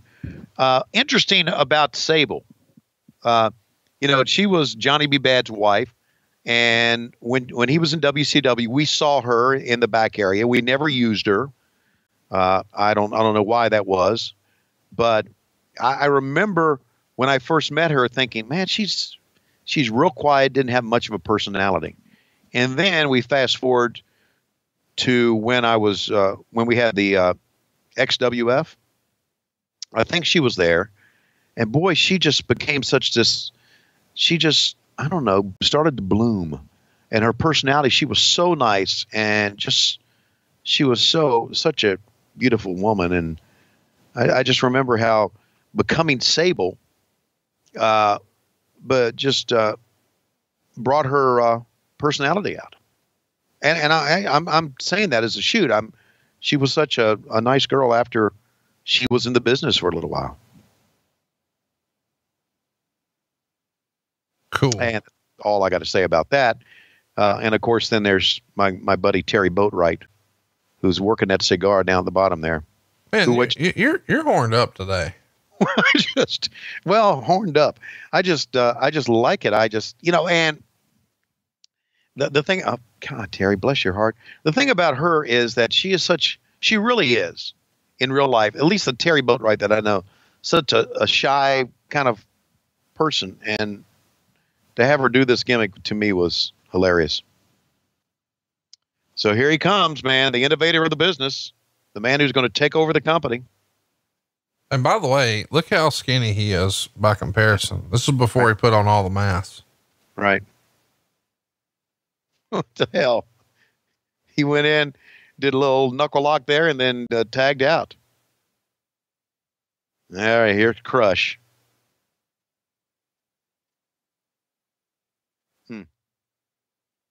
So this is the character is a guy who's been in jail, right? He's got tattoos on his forehead. Crush, by the way, is eventually going to think he deserves more money and winds up leaving the company. That seems weird to me. Like I was never a big Crush fan. Yeah, I'm with you. And I don't know. I'm thinking here, if you're working Madison Square Garden, and everybody's got their own deal, I guess, and you're in a match like this, that you're going to just hang around. You're going to get your money eventually. Look at this, man. Look at Rocky. spring back up. Blue chipper, man. You're not kidding. Wow. You know, and here's the thing, like the haircut is whatever, but when you Right. just look at body type, does he not look like the prototype of a wrestler? Yeah. Yeah, he is, man. I mean, Yeah, and- how smart is it, by the way, whoever laid this match out? You got this green as grass new kid, Right. get him in there with Lawler. Right. Because Lawler, you know, I think everybody sort of sleeps on Lawler because from the mainstream, a WWE standpoint, most people know him as the commentator. Yeah. But Lawler's a lot like Flair in that he could get a match out of anybody. Yes. And I think because I don't know, he was Southern or it was Memphis or what, people are just real quick to just dismiss and be like, oh, well, that's just Memphis. But realistically, he wrestled everybody in the business and he got them all over. Like, I'm just a big Lawler fan. And I think that he's probably not as appreciated as he could be from an in-ring standpoint. I agree with that because, as you said, most people think of him as a commentator who said a lot of silly stuff. You know, he's the one that came up with puppies when Right. we're talking about Deborah, and he and JR were a great team. But go back and watch some of that Memphis stuff. He was, he was the king, but his matches, some serious, great shit that he did. Oh, without question. Thank you. I agree with all of that. Now, Rocky doing a little bit of selling here. Didn't take him long for him to move him up the ladder No, it didn't. because he's a blue chipper, man. You know, JR tells a story about, and I'm not going to get the story right, about having lunch with him and him not having, I don't know, he had $5 in his pocket or 50 cents in his pocket. Well, how about the name of his company? It's called $7. $7. That's I'll what it let you was. figure out how much money you thought he had. Right. $7. Absolutely. Oh, you heard that story. Yes, I did. Oh, okay. JR told it on, he was with us when he was promoting his book on our wrestling show in Atlanta, and he told that story. And he told the story about Batista, finding Batista and all that. JR takes a credit for finding these guys, and there has to be I would think there has to be some sort of validity to that. Of course there is. Come Yeah. on. Are you doubting good old JR? No, I'm not doubting good old JR, but I know a lot of people say, you can't credit JR with The Rock, or you can't credit JR with Batista. Yeah, I think you can. I think JR was, he knew what he knew. God, I mean, Jim has a great background in the business, and he could see a guy and knew that he had potential. And I agree. I'm not doubting that at all. Who's getting the tag? Here he comes, man. Jake the Snake. He's a little heavy now. Here, man, how terrible does Jake look here? Just yeah. I mean, he's not in the best shape, but he's also pale. I mean, Jake's dealing with, Jake is not Jake here. Sure. But he came in with fist of fire, as we say. And man, look at this. Wow. That short clothesline that he's been known for. And see, the fans are really into it. Of course, he's had a great run in the WWF prior to this. And fans known for it know him. And again, this is, you just don't get fan response like this anymore in the WWE. By the way, Jake Roberts has been a big subject of a lot of other podcasts lately. Have you heard about this? I have not. Please enlighten me. Apparently, a story's come to light about someone who, was one of the boys, never really a top star, but hung around with Jake and helped Jake quite a bit when Jake was sort of lost. And now he himself finds himself with cancer and in a bad place. And he would really like if Jake would throw him some of that money that he's loaned him over the years back. And Jake's blocked him on social media, and, podcast super host Brian Last has even threatened to smack the shit out of Jake Roberts if he ever sees him in public. I mean, it's really escalated. Would it surprise you to hear that Jake Roberts is still not making friends? No, it wouldn't surprise me to hear that. And I'd like to read more about it before I even make a comment on it. Just all unfortunate. Well, I mean, if you see Jake Roberts, are you going to slap him? No. Yeah. Jesus Christ. I was just asking. What the fuck? What the fuck? I don't need to do any outlandish bullshit thing to make this podcast popular. Oh, I don't think that's what the insinuation was with that comment. Okay. Just, I think people are jumping on the Jake the Snake is a piece of shit bandwagon right now. Yeah. Yeah. And there you see Conrad, and there you hear the bad things about social media. Well, Social media can be wonderful. I don't think shit. I don't think social media ripped that guy off. I think it was Jake the Snake that probably did. Yeah. Well, you know what? So why do you want to take it to social media? I don't know. I don't know. Well, we shit on people every week here. I know we shit on people every weekend. Who do you want to shit on today? Oh, by the way, I saw Mr. Jericho in Japan. Really? I mean, I guess I saw him in Jacksonville too, but I saw him in Japan first. Yeah. And I don't know that you saw, but he's announced that he's doing the cruise again. Really? Well, as soon as I saw him, he ran right over and said, "Hey man, I'm going to announce this cruise again. I don't know if you saw it." I said, "Yeah, I saw it. That's cool, man. Congratulations. I heard it sold out and everybody had fun." He said, "Yeah, we're going to do it again. And this time I want to get you and Bruce Pritchard and Eric Bischoff on the cruise." And I was like, "Oh man, that's awesome. Yeah, we'd love to. Just let me know when it is and I'll circle up with the guys and we'll make it happen." He's like, "Great." He's like, "Don't you have another one?" I was like, "Don't I have what? Another what?" He's like, "Don't you have another podcast?" And I was like, "Yeah, Tony Schiavone." He's like, "Okay, cool. So I can get Bruce and Eric." And he grinned. And then he said, "I'm kidding Tony too. Tony's sensitive. Don't tell him I said that." So of course I fucking told you right away. Yeah. Yeah. Fucking, I'm not going on the cruise.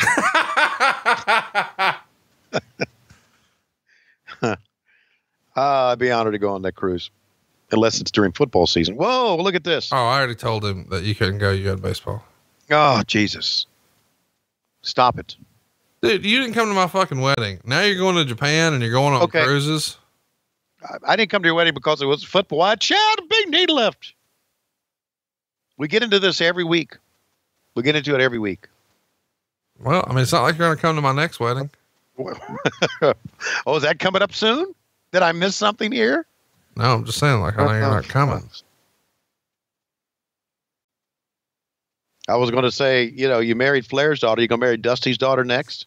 What the fuck is wrong with you? I don't know. You said my next wedding. Dusty's daughter is married. I said there's not going to be a next wedding. Oh, okay. All right. Just wanted to make sure. I did hang out with Dusty's daughter this past week, though, in Jacksonville. Teal Margaret is cool. She is cool. Yeah, she is. I think she's going to start her own wine, like her own line of wine. Really? I think it'd be awesome. Yeah. Lois needs to start her own line of wine, too. Well, here's what they could do. They could do it together, right? Yeah, right. I've wined and dined with kings and queens, and then we could just cut to Lois. I've slept in alleys and ate pork and beans.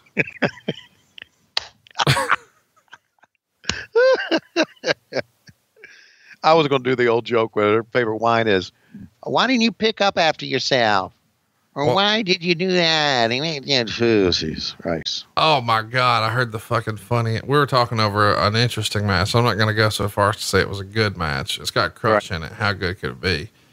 2 stars is what it gets. Can I ask you something about this match before you go into what you were saying? Right before Lawler got pinned by Jake, he did that, pretending Jake was a drunk. You saw, he was pulling up the bottle. Yeah. Let me ask you, did they enhance that part of Jake's character in the WWE? Yeah. So the name of that snake that he brought out, it was Yellow Snake. So it wasn't Damien.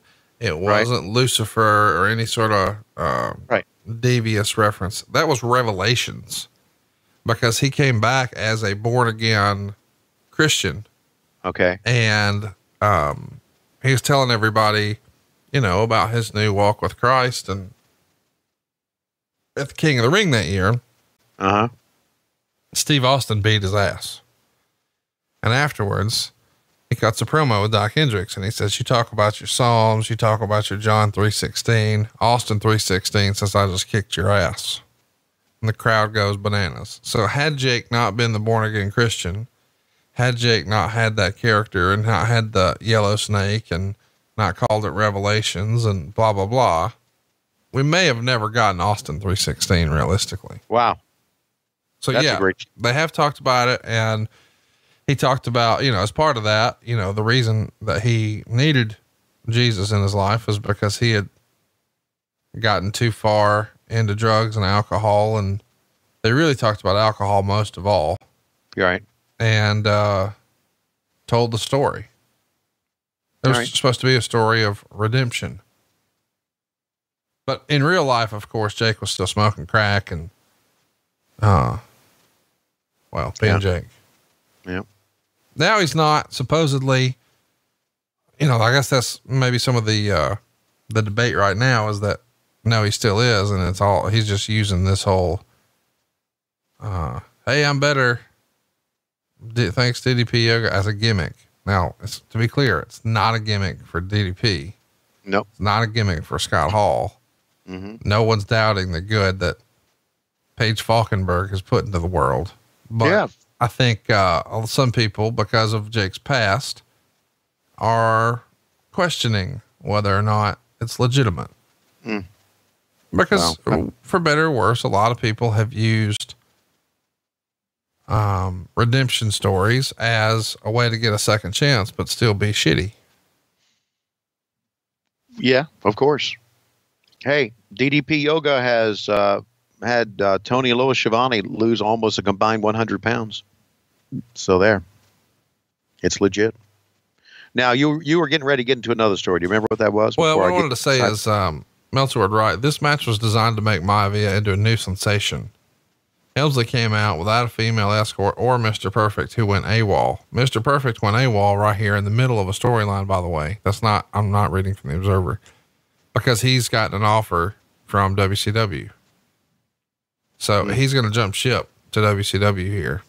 But anyway, I was going to say, I spent some time, with, some wrestlers recently, and everybody's just carrying on, bullshitting, joking around.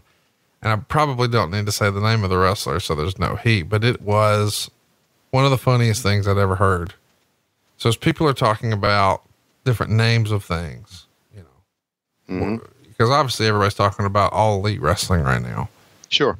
So the name All Elite comes up, and then people are saying, what about this? What about that? And then someone said, and I thought, man, can't wait to tell Tony, what about Border Wall Wrestling? And everybody just looked at him like, what'd you say? And he said, yeah, Border Wall Wrestling. And everybody just sort of laughs and gets quiet for a minute. And then he says, nah, nobody will get over.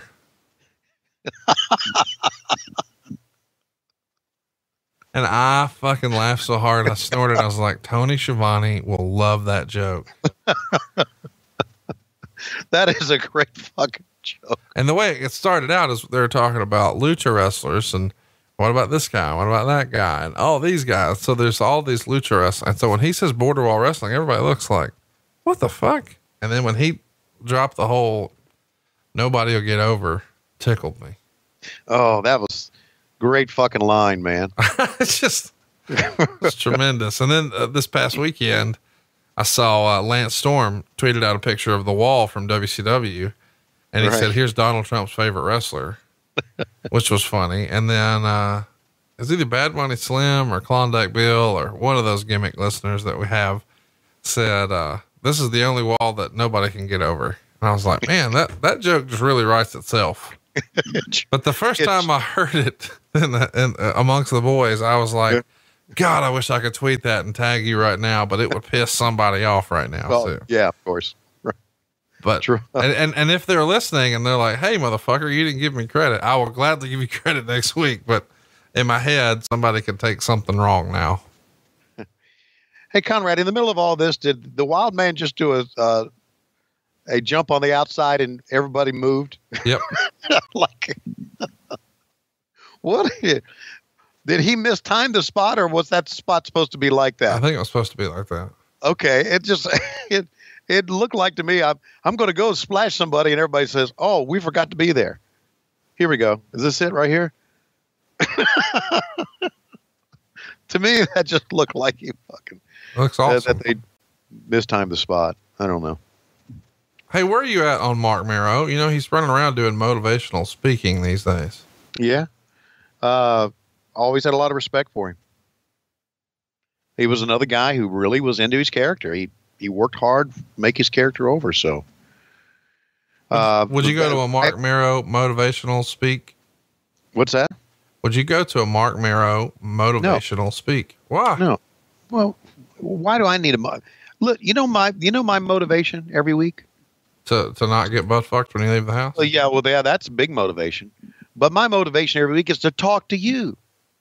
What? That's my motivation. What are you talking about? Okay. That gets me motivated. Every week when we sit down and we watch a show together, it confirms my love of wrestling.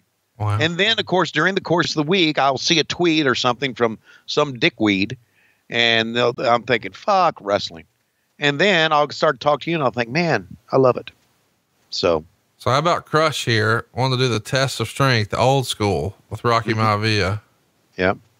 By the way, can I just tell you, I think the rule is in wrestling, if you've got fingerless gloves, you're a badass. I don't mean that you really are a badass, but I think that's certainly the perception. I think there is a group of wrestlers who are like, I want to look like a badass. Oh man, just cut the fingers tips off your gloves. You're good. Yeah. It's interesting you would bring up that story. Lois and I walk the dogs every night. Oh, since you got Blue Chew, you do. Yeah. What did we ever? I haven't heard that phrase. Walk the dog. We walk the dogs every night. Hey, Megan, come walk the dog. Let's see what happens. Anyway, if I can finish this story, she said, it's cold outside, you need to put gloves on. I said, you can't put gloves on and pick up dog shit because you can't get the bags open. All right. So I thought maybe I should get fingerless gloves, right? To wear, to be able to pick up the dog shit with. And then I thought, nah, I'll be seen as a dickweed. And, so I didn't do fingerless gloves. Let me ask you this. Why do you have to do that? Why don't you just get like a plastic disposable glove? Well, okay. Oh yeah. Oh, we've got those too. Well, what I'm saying is you can wear your regular glove and then a plastic disposable, pick up the turd, pull the plastic disposable glove inside out, boom. Shit in a bag, X-Pac style. Well,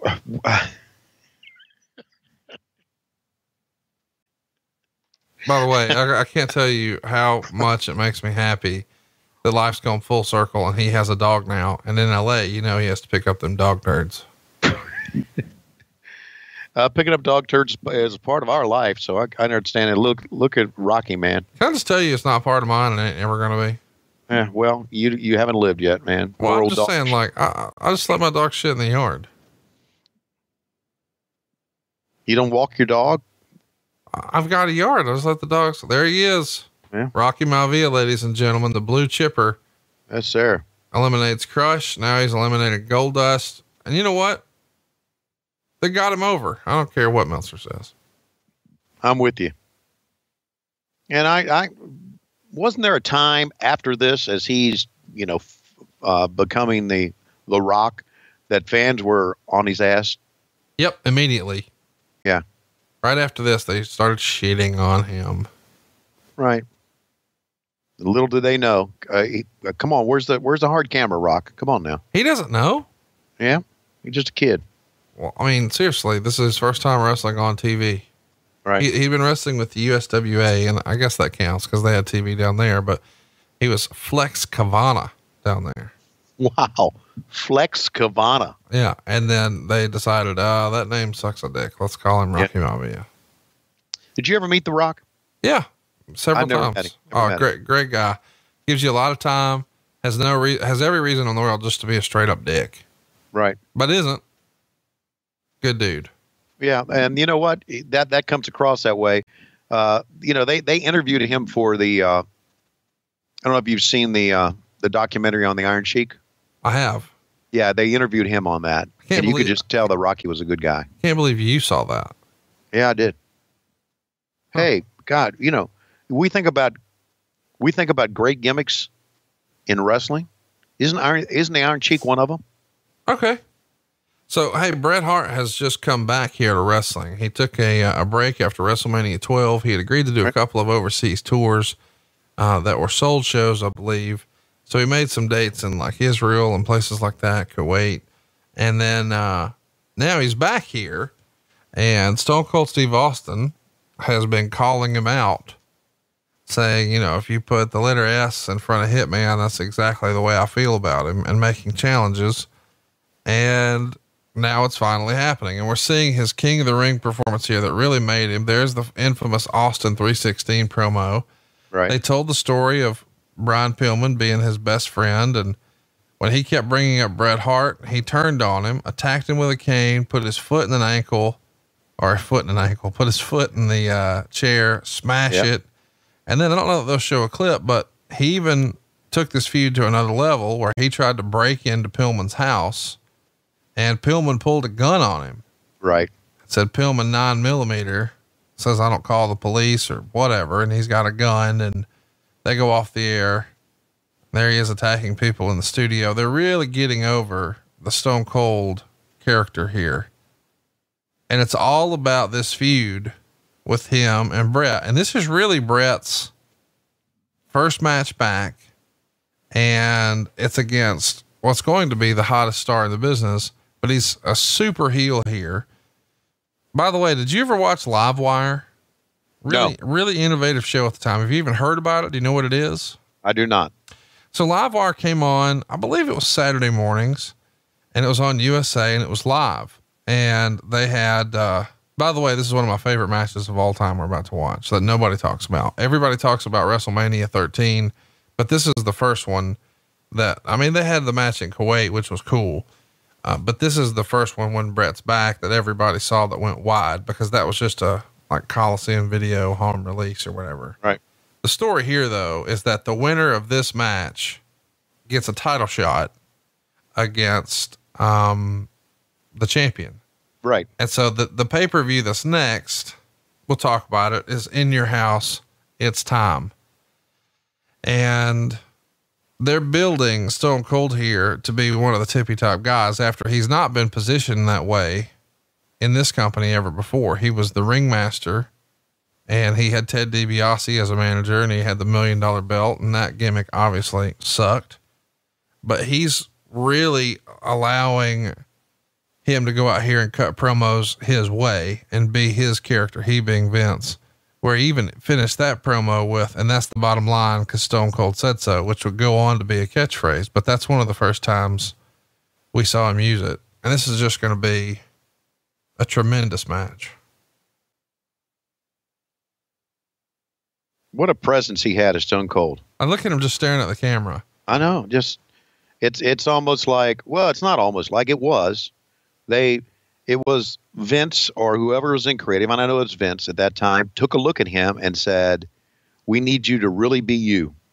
Well, what's fun is he was saying a lot of stuff and doing a lot of stuff in promos, and the guys were cutting it out in production. And it was because allegedly Vince told him to. So supposedly Austin asked Vince if he can speak to him, waits one day, and then after TV says, hey man, I'm not 6'10". I'm not 300 pounds. If you don't let me do my promos, I can't get over. I don't have a shot. I don't have face paint. I don't have a mask. You got to let me do it. And they started leaving it in. And so he started to get a little more edgy, and that character really got over. And this era of Stone Cold is actually my favorite, because I think once he got so hot that even when he was a bad guy, he couldn't be the same kind of bad guy. But the way you talked about, like when he first just comes through the curtain there or out of the entrance, and he's just staring at the camera It's badass. Yes, it is. Did you ever see the character that he based it on? No, I did not. So there was an HBO documentary that I think you would really enjoy. It was about a serial killer, and I'm going to butcher his name here, but I think it's Richard Kluklinski or something like that. Okay. But I mean, he's a legit serial killer, for the mob, a hitman for the mob. And he was watching this documentary with his wife, and that's where the sort of idea for the character came from. And of course, you know, the old wives' tale, or the famous story of how the name came to be, is when he was explaining this character, they sent over a list of names. The WWE did, their creative department, and one of them was Chili McFreeze. So he could have been Chili McFreeze. Sounds like a Batman character. It does, Mr. Freeze. So Chili anyway, Freeze. he, his wife said something like, drink your tea before it gets stone cold or something like that. And then he was like, oh, that's it. So Stone Cold Steve Austin, but he modeled it after a serial killer. Just tremendous. But this show Livewire, we need to go back and make you watch some with the sound on, because it was shot in the studio. And it had almost like a event center update style feel. And it usually had like Doc Hendricks and Sonny, or Jim Cornette and Sonny, or maybe all three of those. And occasionally even Vince Russo. That's where he made his television debut. But they're taking emails and faxes and phone calls from fans and just talking about what is going on in the company. It's almost like sports talk radio, but for wrestling, but on TV. And it was tremendous. And Stone Cold had a chance to go on there a couple of times, and man, he made an impression. And on one of the shows, and I think he would like this, a guy called in and he called himself Bruce from Connecticut. And in actuality, it was really Paul Heyman. Good stuff. Wow. Yeah. There's piqued my interest now, man. I want to see it. There's a cool shot here when he's going to give these glasses away and come back in. Right. They're going to shoot from over Stone Cold's shoulder, and Stone Cold's going to be looking away, like he's not really paying attention or not really focused on Brett. And then he's just going to run right at him and attack him. And it's one of the coolest ways I remember a match starting, and it got my attention right away. And I was into it in a big way. And they're going to have one tremendous match. They're going to go nearly a half hour here. And I really do think you'll be impressed with this. It's an old school style match too. Wow. Just everything about Austin was fucking wow. I think of two things here when I see him in the ring. I think how great he was as not only a look at this, man. Jawing with the crowd on pay-per-view. See, that's I know if you don't go to house shows, you should go to house shows, because you'll see more crowd interaction like this, but right. I love it.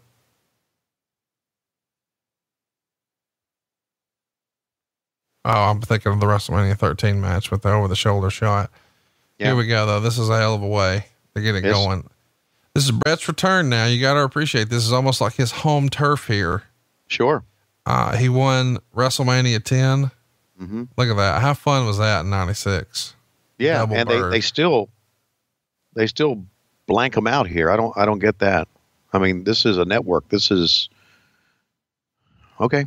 Whatever. It was probably blurred out on the original VHS. Yeah. And they just left it in. Yeah. Yeah. Anyway, Brett, of course, Madison Square Garden is his home away from home.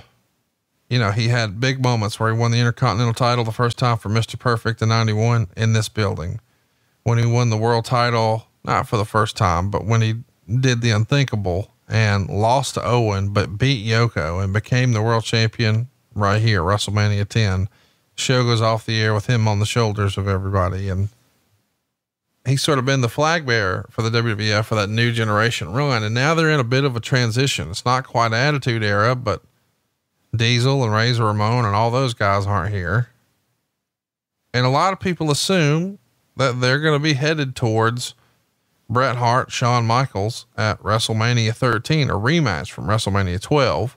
Of course, Shawn was victorious there. Most people think, oh, well, here's the rematch and this will be the chance for Bret to get his win back. And that was indeed the plan. Now that plan changes because in August, Vader wrestled Shawn Michaels at SummerSlam, and Shawn was so frustrated with Vader in the match that he called an audible and allegedly went to Vince and campaigned to get Vader out of this, because the original plan was SummerSlam, Survivor Series, and Royal Rumble, a trilogy of matches with Shawn and Vader. They call the audible, and instead Sid slides into the spot here. And the next month's pay-per-view from Fort Lauderdale, Florida is In Your House, It's Time, where we would see the Executioner wrestle the Undertaker to continue that storyline from earlier. But we'll also see Bret Hart, who's going to win this match. There's a spoiler for you. And he's going to get a title shot against Sid, which would have been a title match against Vader. But the audible's called, and as a result, they just say, okay, we're going to go with it. And Royal Rumble happens, which we've got to watch sometime soon, from 1997. Comes down to a schmoz finish. There's 4 guys. So they do the pay-per-view in February of 97 called Final Four, with the idea being one winner gets the title shot. But around that time is when Shawn lost his smile. So instead of getting a title shot, they just became champion. So Shawn's going to be out for WrestleMania. Most people assume it was because he was faking a knee injury and didn't want to do the job to Bret. And he certainly had no problem with people believing that and tried to rub their nose in it. Interesting stuff, man.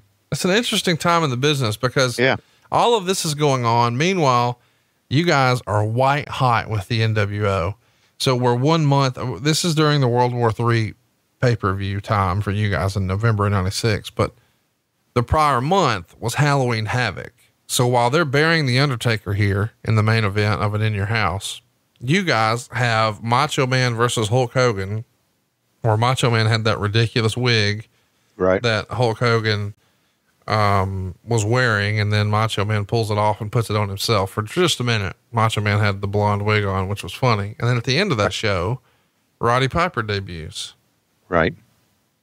That's about as hot as it gets.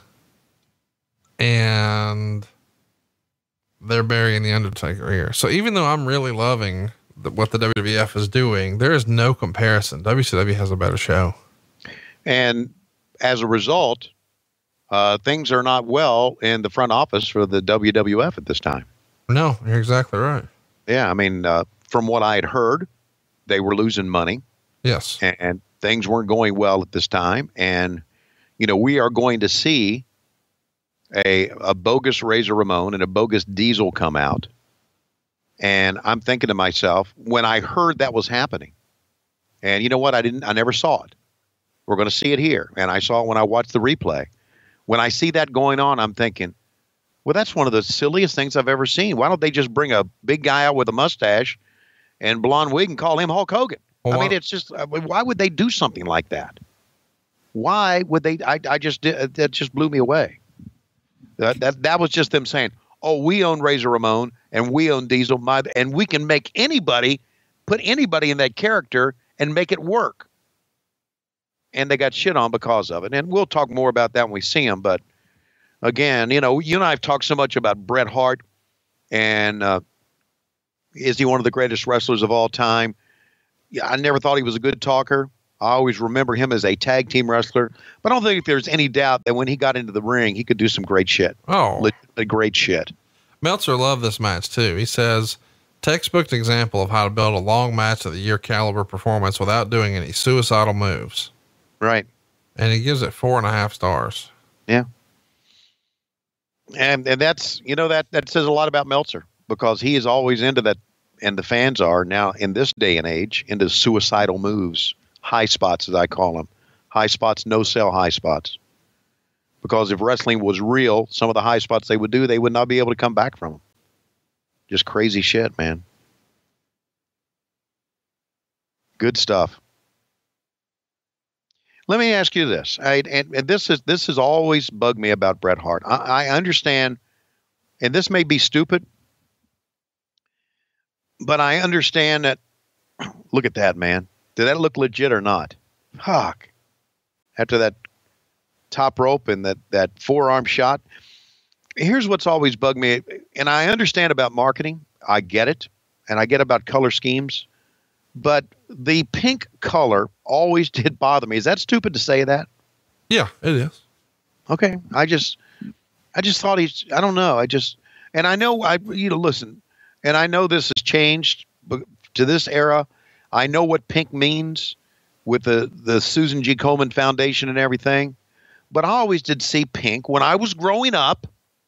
Right or wrong, I always saw pink as a female color. So for a wrestler to take it and make it his color, I know no one else did it, and I get that. But the Heart Foundation, I always thought the Heart Foundation should be red. You think of the heart, you think of red. And every time I saw Brett in pink, I thought, that color doesn't work for me. And maybe that is a, wow, look at that catapult maneuver. That is like, well, good. Schiavone should never be in marketing. Yeah, I agree. It's better than orange, which we all would agree. Orange is the worst fucking color in the world. Let me ask you this, though. Bret Hart isn't the only wrestler to wear pink. Your close personal friend, Ric Flair, wore pink. Uh-huh. Well, yeah, but he wore, at times, he did. But he wore different colors, but Bret exclusively wore pink. That was his gimmick. And I don't know. I just didn't work for me. So there. And that's all I got to say about that. Look at Austin, buddy. I don't know why, but you saying that's all I got to say about that makes me laugh. Because Tony Schiavone said so, and that's the fucking bottom line. How about that? And notice the referee here. This is Andre's guy, Tim. Hey, did I tell you what I watched with Eric Bischoff recently? No. Sold Out 1997. You guys watched it for your podcast? Yeah. Whoa. Okay, so what was the final upshot reaction of this from Eric? Of Sold Out 97? Yeah. They look back on it and say, what the fuck was I doing? Oh, for parts of it, for sure. But I mean, it opens with them riding a garbage truck in. He's right. Making out the heavy set lady. There's a Mexican death match with two dudes from, two gringos. Right. Yeah. It's in the archives for us. And I guess it's in the archives for 83 weeks. That's worth a listen. I can tell you that. I just thought you'd get a kick out of me busting Eric's balls. Yeah, I'm sure. I do understand that you and Eric do get into a lot of great back and forth on that podcast. Yeah, they're great for me. I don't know they're great for him. Well, does he realize? I mean, it's got to be kind of, if you stop and you think about it and you kind of absorb everything that's going on now in 2019, you got to feel you got Eric, who was at his time. Right. He had the vision. He was an innovator. He came up with stuff. He changed wrestling. And now he is talking to the promoter of the year. Oh God. Listen, Conrad Thompson. So he's looking at Conrad and says, man, I wish I was like him. Oh, shut up. What are you doing? Wait, he would, wouldn't you? That is a very interesting dynamic. I would think you're being really weird today. Yep. Does he say when you guys finish the podcast, he says, man, I love your ideas. Any ideas you could hand my way about maybe, coming up with a TV show? Because I like doing deals and I like it out in Hollywood. And maybe if you have an idea, me and Jason Hervey would together come up with the idea. We wouldn't credit you with it, but you're the idea guy. You got anything for us? Does he ever talk to you about stuff like that? No, but I'd love to do a TV show with him. Wouldn't that be fun? Yeah, that'd be great. I think it would be great because I've pitched him a show. Have we not talked about this? Fuck you. What? Fuck you. I pitched you guys TV shows too. I know. Yeah. Why are you cussing me?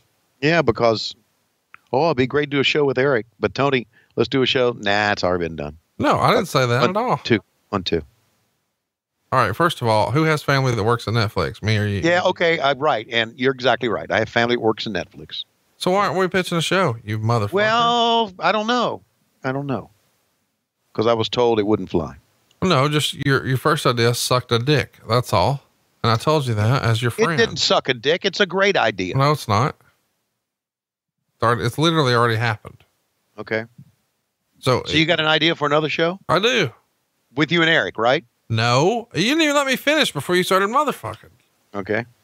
I pitched Eric a show called Tony Schiavone is 60. You are bullshitting. You not only you're bullshitting me, you're bullshitting yourself now, but go ahead. No, like he did Scott Baio was 40 and Right. single. Right. Well, my pitch was Tony Schiavone is 60 and miserable. And it would just follow you around as you shuffle through the dog hair, trying to debate which gloves to wear to pick up dog shit and trying to figure out what to do with your hard dick, but a fussy wife who's just mad at Cam Newton and Democrats. God, you got my life. You got my life all in a nutshell there, buddy. I know it's probably hard to ejac when it's just, fuck Nancy Pelosi. It's like, I'm trying to focus. Hold still.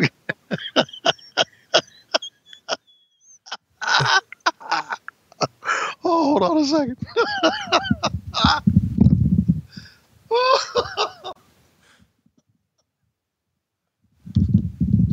You all right? I'm trying to focus. Hold on a second. Oh my God. No, it's like this. I'm trying to eat my dinner. Would you turn off that fucking TV? Oh God. That happens a lot around here. Does she at least cook? Yeah, she does. She really does. Okay. Yeah. But then again, regardless how much you cook, if you're fucking watching politics on TV, you got to go like, fuck, man. Can I tell you that is the only thing that we never watch at my house? Oh, bless you. I'm going to come live with you guys. Dude, like, I don't even think I can get those channels. Oh, God bless you. She says, why do you go up to the bat cave all the time and don't sit down? So why do you fucking think? Why do you, we are in our 60s, sweetheart. We don't have that much time left on earth. Let's make them happy because we can't do nothing about it.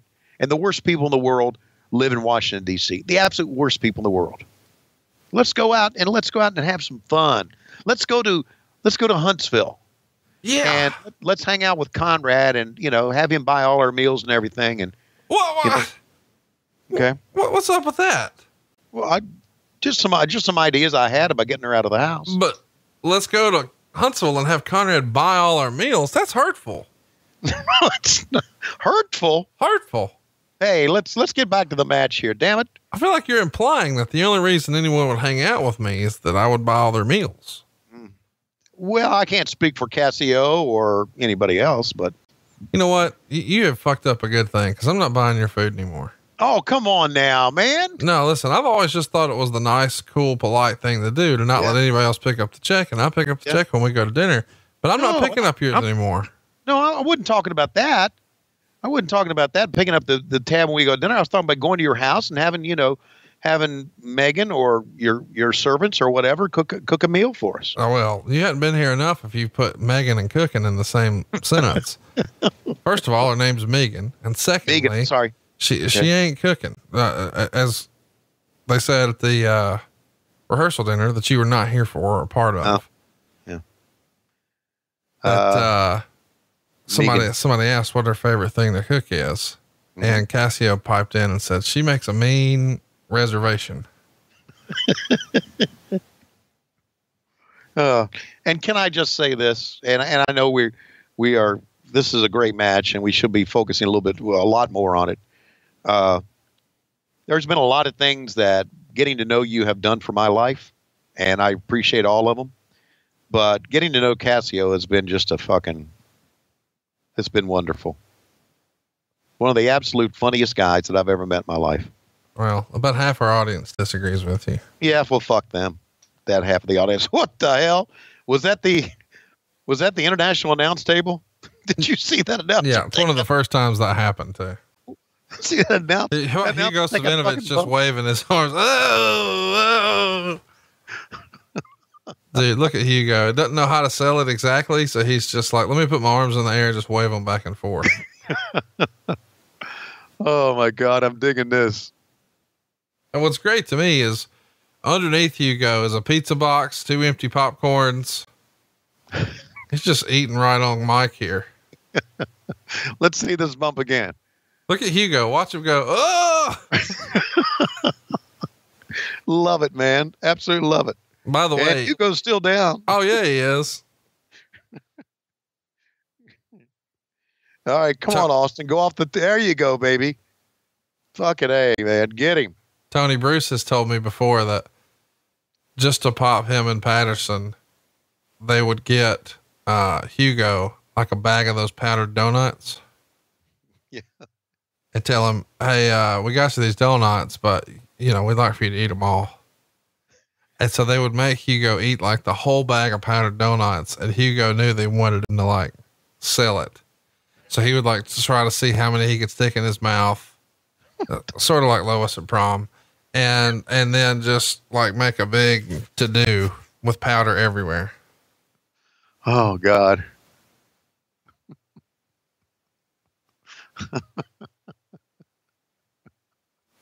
I got to use that line. By the way, is Mama Schiavone would gum one not a t-shirt yet? I don't know. Let's ask Double J. Let's see. I don't know, Let's man. get Dave Silva off his ass. Yeah, I know. Fucking Dave Silva. What the fuck's he been doing? Well, he's about to be a bigger part of your life. I don't know if you heard about that. No. And this is a little peek behind the curtain that obviously I'm not controlling all my life. Have you seen the Schiavone coffee beach towel or the without question beach towel? No. Or hashtag pro dildos in wrestling? I've seen that. Yeah. I've seen the King Pissy t-shirt too. The King Pissy is you with a scowl Right. and a crown on your head, almost like it was the Notorious B.I.G. Right. It's good stuff. Yeah. At boxofgimmicks.com, by the way. I still think the funniest t-shirt is, the one that looks like the Old Dirty Bastard album. Yeah. But it's you with a library card. That's library. No, it says library on there because you don't know how to say it. Well, I'll have you know that thanks to some of our friends on social media, I'm not the only one that says library. We've also got Big Josh, which is like blue jeans and denim jeans and like a flannel shirt and an arrow pointing out that says Big Josh. Big Josh. We got Dick to Go, Fat Nostradamus, hashtag fuck me. I love you for that. Hashtag DTT, which is drop top titty tipping time. Kayfabe the HJ and neon lights. God. We got a low-key big hog flask. Lots of silly stuff over there at boxergimmicks.com. What is my life has become one big dick joke, hasn't it? Oil of Olay all day, every day. The Great Khali looks like Lassie instead of the Great Khali. War Big Games dick joke. Bastard Match, which was something you said. It's got the Elimination Chamber on it, but War Games Bastard Match. You had fun with the red shirt with gray writing that says we win championships and fuck our cousins inside the state of Alabama's shape. Wake up, Conrad. They're here. WHW. What happened when somebody say something about lasagna? WWCD. And then a picture of what looks like spam. Yeah. And it says, and I can't believe this is real. Once you get past the smell, you can eat it. Oh my Lord, my life. Thank you for this, by the way. So Lois and I will be coming to Huntsville soon, and we'll. Yeah, I bet you'll go to Cassio's and then just tell me about it after the fact. No, we're going to get Cassio and Big Booty Judy, and we'll get Megan and you, and we'll all go out to dinner, and I'll pay. What? Yes. I don't even know what to say right now. Well, I've got an SD Media credit card. Ah, Whoa, back and forth they go. Look at this, man. They are hammering it out right and left. Whoa. Nom, if you're listening. No, he doesn't speak English. He ain't listening. Okay. Don't approve this. Don't approve this. This payment. Oh, wow. That was a hell of an exchange there, Conrad. Fuck. I love that maneuver. Bret Hart picked up Stone Cold dropped him over the top rope, what looked like throat first. Great maneuver. Yeah, they're kicking ass here, man. And they're going to kick ass in the last match, too.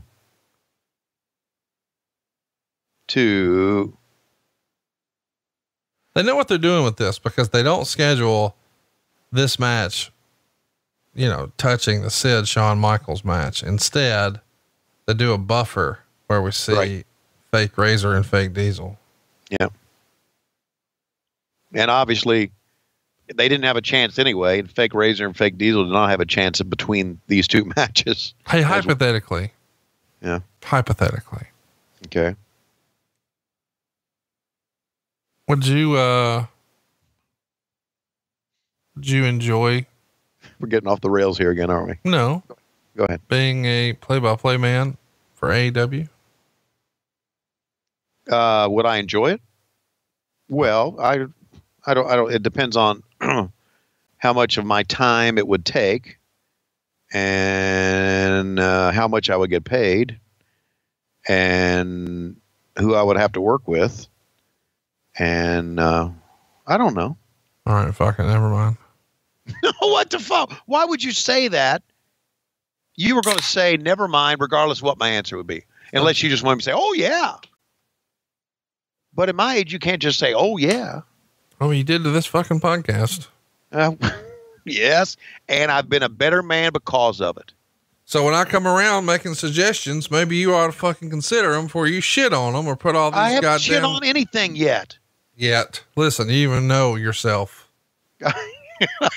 I haven't shit on anything.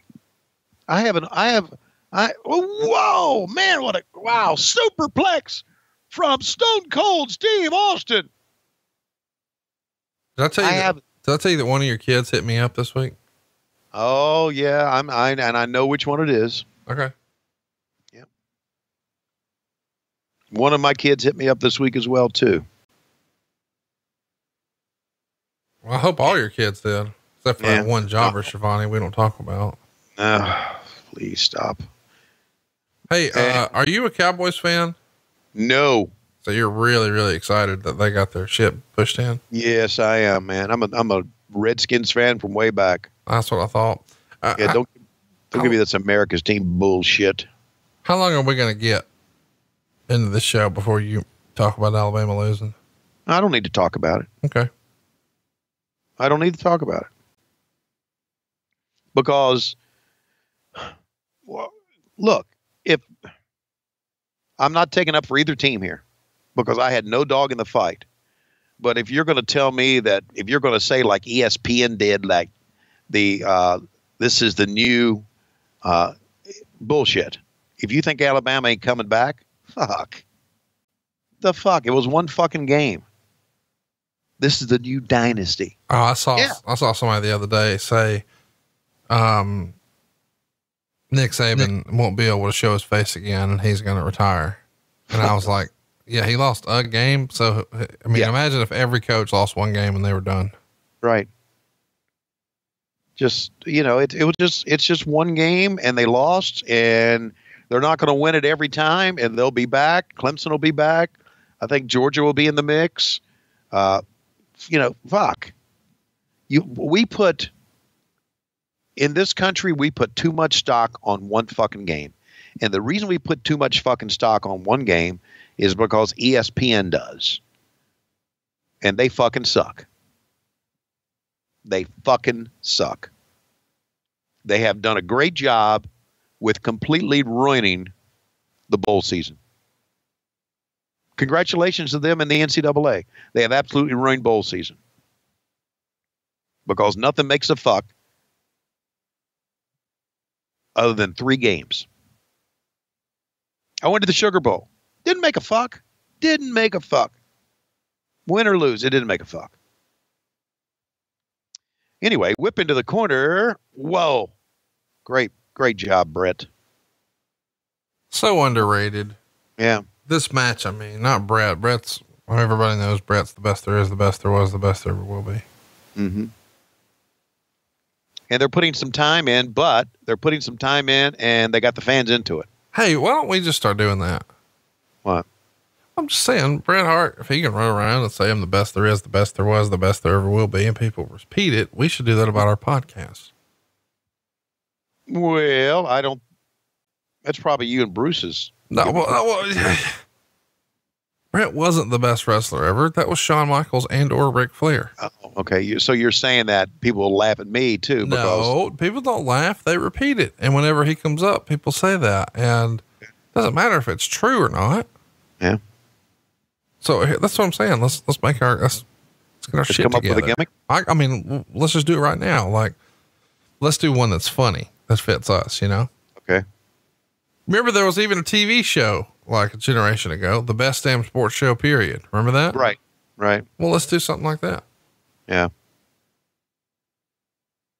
The best motherfucking podcast going today.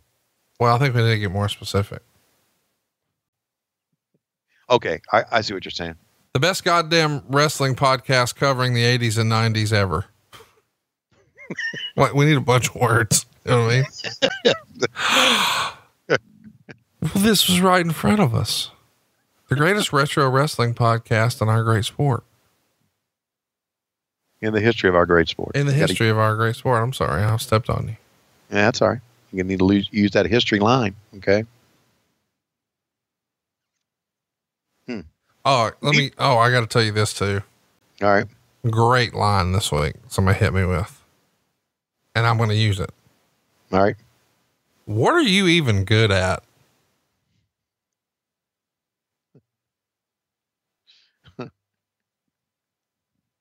Wow. Here comes their finish. What an innovative finish this is. You've probably seen it at WrestleMania 8, Bret Hart and Piper, and boom, he applied the sleeper hold, which at this point was one of Stone Cold's finishers, the $1 Million Dream, back from his ringmaster days. Bret pushes off the top rope, gets those shoulders down, boom. Look at that sign. Hitman 316. What are you even good at, Tony? What am I even good at? What are you even good at? Hanging on to your coattails. Oh. Promoter of the year, man. I know where my bread's buttered. I am not. See? Yes, sir, baby. Not going to see your ass again unless there are fireworks. Here he comes. Kaboom, kaboom. It's Conrad Thompson.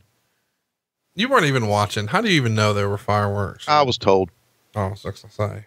I wasn't even watching because A, I didn't know anything about it. B, I wasn't invited. C, I wasn't invited to Japan. Whoa, hang on. Let's run through that.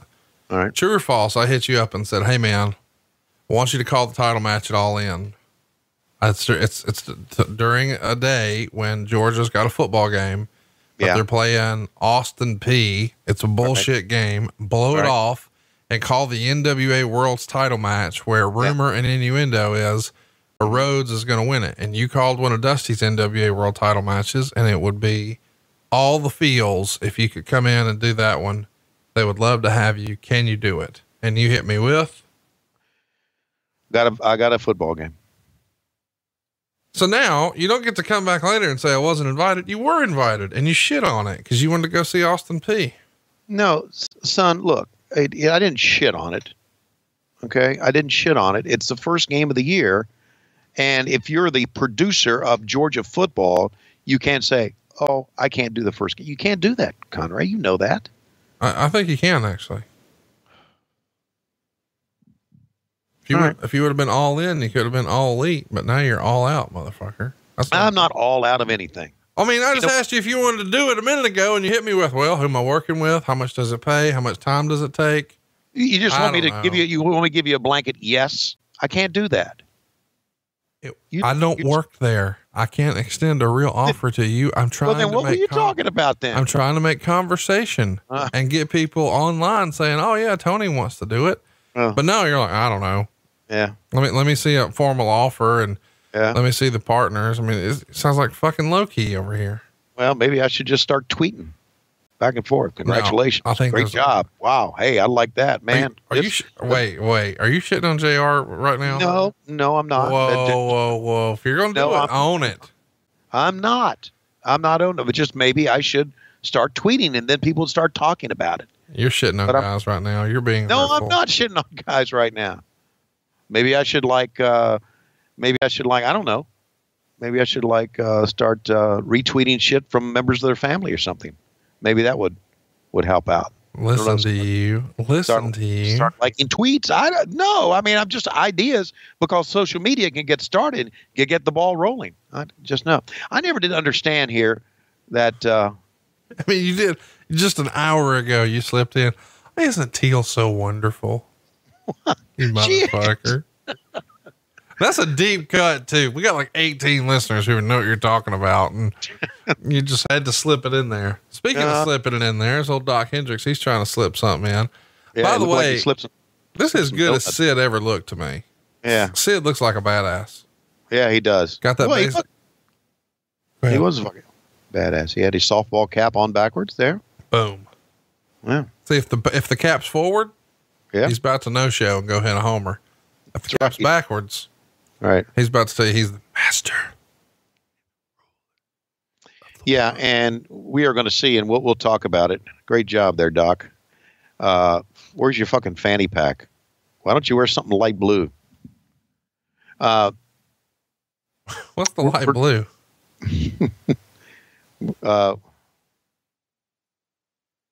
Sid had the look, man.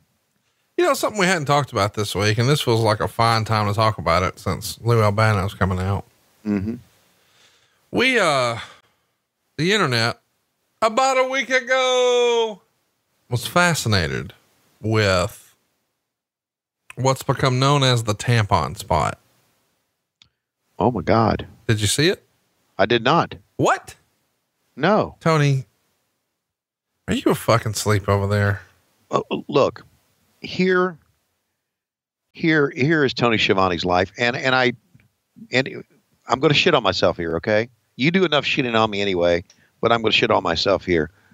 I just don't follow pro wrestling as closely as you, or JR, or Cassio, or any of the people in your posse do. I just don't. And maybe I should. But I love this entrance though, by the way. Love this fucking entrance. All right. You got your email, right? Yeah. I want to email you this link. Okay. And I want you to watch it. All right. And, I'm going to need your take. My reaction to this link. Yep. And this is the quote unquote tampon spot. Yes. And everyone listening to this right now knows exactly what we're talking about. Everyone but you. Everybody but me. That's right. And I'm ashamed to say that, but I guess I should just sit and hang on to my phone. And and look at Twitter. And when somebody says, look at this, I should look at this, and I should go to all these websites and read about what's going on. I just don't do that. I really don't. So sorry. And I am a wrestling fan, but I just don't do it. Well, that's why we're discovering it here together. What? No, I'm just saying, like, it's kind of cool that you're getting to see it live for the first time right now with our listening audience. Baruch. Can you believe they put the first ever African-American world champion in this fucking get up? Yeah. I look at this and say, fuck, but he makes it work. Look at this. God, this just smacks bullshit. And I'm not talking about the kid here. I'm talking about the gimmick. Yeah. I think his name is Rick Bogner. I think he wrestled as Big Titan. Yeah. And he is the fake Razor Ramon. This is the brainchild. Oh, there's the Eagle. Bolka kid. This is the brainchild of, WWE's attorney, Jerry McDivitt. Wow. When they're all sitting around, he said, well, technically they're your IP, you own them. Here they are. And look, even the pyro. Yeah. The whole thing. That's going to be me whenever I come out on stage with you now. No pyro, no Conrad. Need the flames, okay. Need the sparklers. You got the link? Yeah. I'm watching the tampon spot. Okay.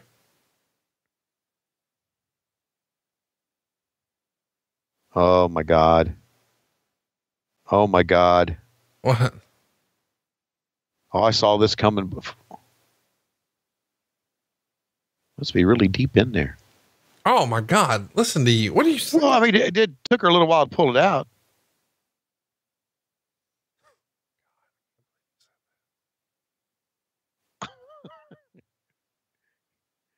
Okay.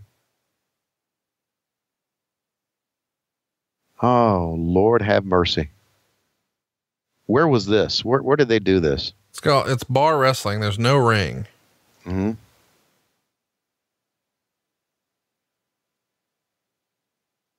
And that's Priscilla Kelly? Yes. The girl doing the removal. Wow. Well, you got to say that's kind of innovative, isn't it? Where are you at on it? I think it's horrible. I think it's absolutely horrible. But I bet you got a lot of hits on YouTube, didn't it? It was the most talked about thing this past weekend. Yeah. So. Well, not this past weekend when people are listening to this. About a week ago. But yeah. You know, I'm sure it got a lot of hits, and I'm sure it had a lot of people talking about it the wrong way. But as some people say, any type of publicity, good or bad, is publicity, right? So I don't know if you saw, they got a fake Diesel in there too. What do you think of fake Diesel? Just shit. Shit. Look at Cornette. Cornette looks like a goddamn clown, doesn't he? Yeah. The blue suit with the red lapels. Hilarious. Yeah. This is as big as Yoko ever was on TV. Really? I think so. Wow. And there's Vlad getting his shot in.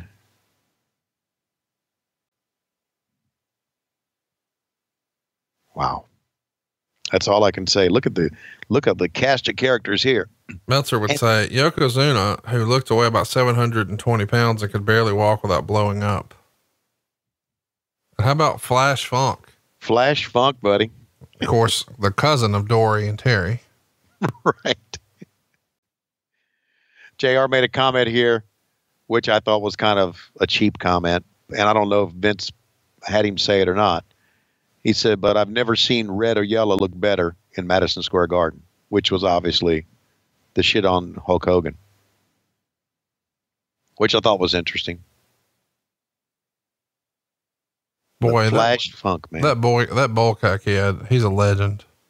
Apparently so. I really want him to be a special guest on one of our shows. Yeah, that would be great. Without question. Without question. Which, by the way, I saw I was a little inside information here. I saw the list of towns that you wanted to go to this year. Yeah. Wow. I mean, listen, if you didn't have baseball or football, healthy list of shit, man. Quite an embarkment, if that's a word. Flash Funk. Should I run through the list for some of the listeners, get them excited, get them talking about it? Yeah, that wouldn't be bad. And this is, somebody said, give us a list of towns, Conrad. Of course, Conrad being promoter of the year. And the actual email said, dear promoter of the year. Wow, here he is, Jimmy Snuka. Promoter of the year. Give us a list of towns that you would like to see us go this year. San Diego, Atlanta, Phoenix, Denver, Toronto, Cleveland, Orlando, Tampa, Houston, Dallas, San Antonio, Los Angeles, Detroit, Baltimore, Rochester, Columbus, Nashville, Chattanooga, Austin, New Orleans, Oklahoma City, Kansas City, St. Louis, Las Vegas, Chicago, Minneapolis, Seattle, Philadelphia, Jacksonville, Portland, Indianapolis, Cincinnati, Boston. We're going to hit them. Have to do a bunch of double shots there. Yeah, that's what we're planning to. Like, most of the shows that I'm doing with Eric, we're doing a double shot because he lives in the middle of nowhere. And if I could ever and Bruce too. Yeah. But if I could ever get you out of the house, I'd like to. But specifically, I slid in Chattanooga just for you because I knew he can commit to that one. Here's what's crazy. I'm doing a show in your hometown. I'm doing a show in Atlanta and you ain't there. When's that? During the Super Bowl weekend. You'll be in Philadelphia. I'll be in Philadelphia? Mm-hmm. Okay. Are you doing a show with MLW that weekend? Yeah, no, I'm not. Oh, well then come on down. I'm not. Well, I got a basketball game on Saturday. Yeah, that's when I'm doing the show, Saturday. I see. By the way, I heard a great bit of trivia the other day from your good close personal friend, Mr. Jim Cornette, when he said that when they first brought in Flash Funk at a house show, or maybe it was a dark match, whatever it wasn't on TV, it wasn't televised. Or maybe it was, and they dubbed in the sound later. Either way, they played Rick James' Love Gun as his theme song. And he said the crowd popped for it in a big way. And I was familiar with Rick James, and I knew, I don't know, 10 Rick James songs, but I didn't know Love Gun. Have you heard Rick James' Love Gun before? No, I've not. I've heard, oh God, what a shitty spot.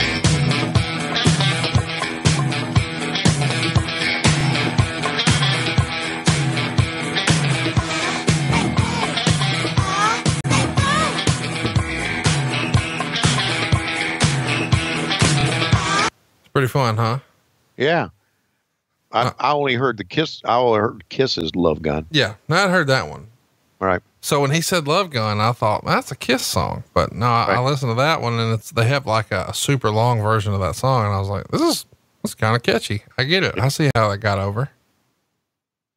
This is a bit of a hodgepodge Survivor Series match here, but you've got a lot of great talent. The former Too Cold Scorpio, the former Vader, two WCW standouts now here in the WWE. And, we've also got, I can't believe that you didn't make mention of it. I can only assume that you didn't know.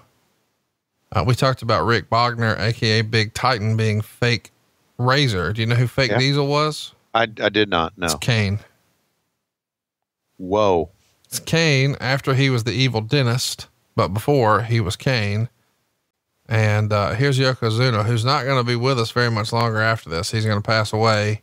The waiting had just gotten out of control and, we lost him. Savio Vega, one of the more underrated workers, a guy who Steve Austin still credits to this day, is helping him get over.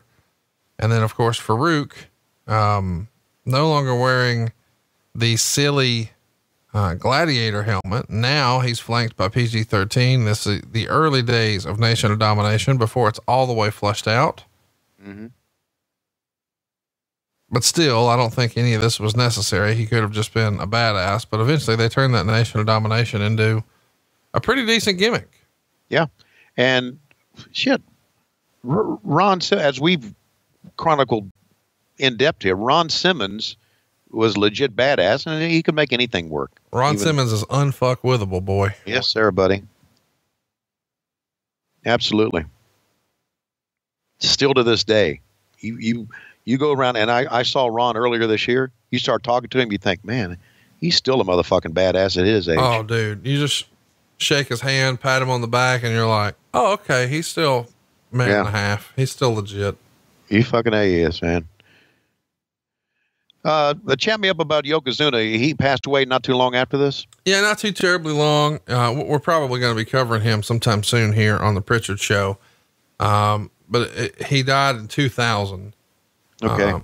He was a young man. He was only 34 when he passed away. So when we're seeing him here, he's 30 years old. Yikes. I mean, and they had really gotten away from him. He's billed at 6'4", 589 pounds, but Meltzer would say he was even heavier than that here. But, he died in Liverpool, England, while on an independent tour of, the area. So he was still active when he passed away. Yeah. He was doing shots over there. Yikes. I would have been, and of course, hindsight being what it is, I would have been afraid to book him. I think Vince that's the reason he was no longer with the company. They tried to get him to lose weight a lot, sent him down to some different clinics and did whatever they could, but it just got away from him. And, this was, the surprise return. Nobody expected it, of Jimmy Superfly Snuka. Yeah. It's weird how when he comes back here, I remember thinking, man, he's so old. He's just so old. Mm-hmm. He's only 53 here, which is the exact same age the Undertaker is now. Well, I know people get mad when I talk about how old people are, so let me just slip it in. Do you know how old AJ Styles is? That's like a rib on me now. Everybody mentions it, but the Superfly character, you know, back in his most recent WWF run. Oh my God, what a fucking slam there. Yes, sir. He looked like $1 million. And now, you know, since, you know, he's a little older and probably hasn't been on the gas, for lack of a better phrase, he's not nearly the Superfly we saw before. So 53, even though he looks, in my opinion, much older than that here. Yeah. He looks much older than that because he led a hard life. You know, what's interesting too is, there's a famous quote, and I'm going to screw it up here, from King Kong Bundy, when he says, you know, if you're a body guy, you can't draw money later in life, because when people come to see you, they remember how you looked, and you don't look like that anymore. So it doesn't work. But if you're like me and you look like shit when you were 25, it's okay if you look like shit when you're 50. You look exactly like they remember. Right. And I don't know why, but that made me laugh. I love that. Jim Cornette told me, he said, if you take a look at some of the guys back in the day, hell, I look better than a lot of them. And he's right, because he hasn't changed that much, except his hair is grayed out a little bit. And everybody who work, you know, they don't look the same.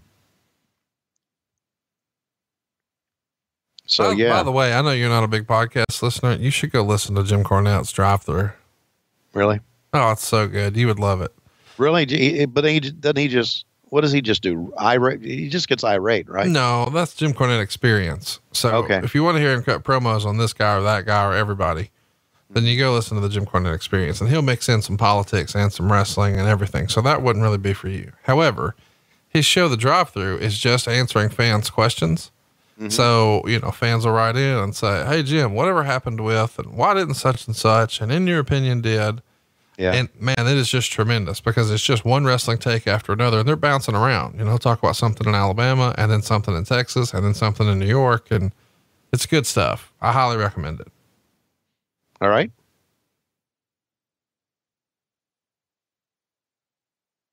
I will get on that after I finish Downton Abbey.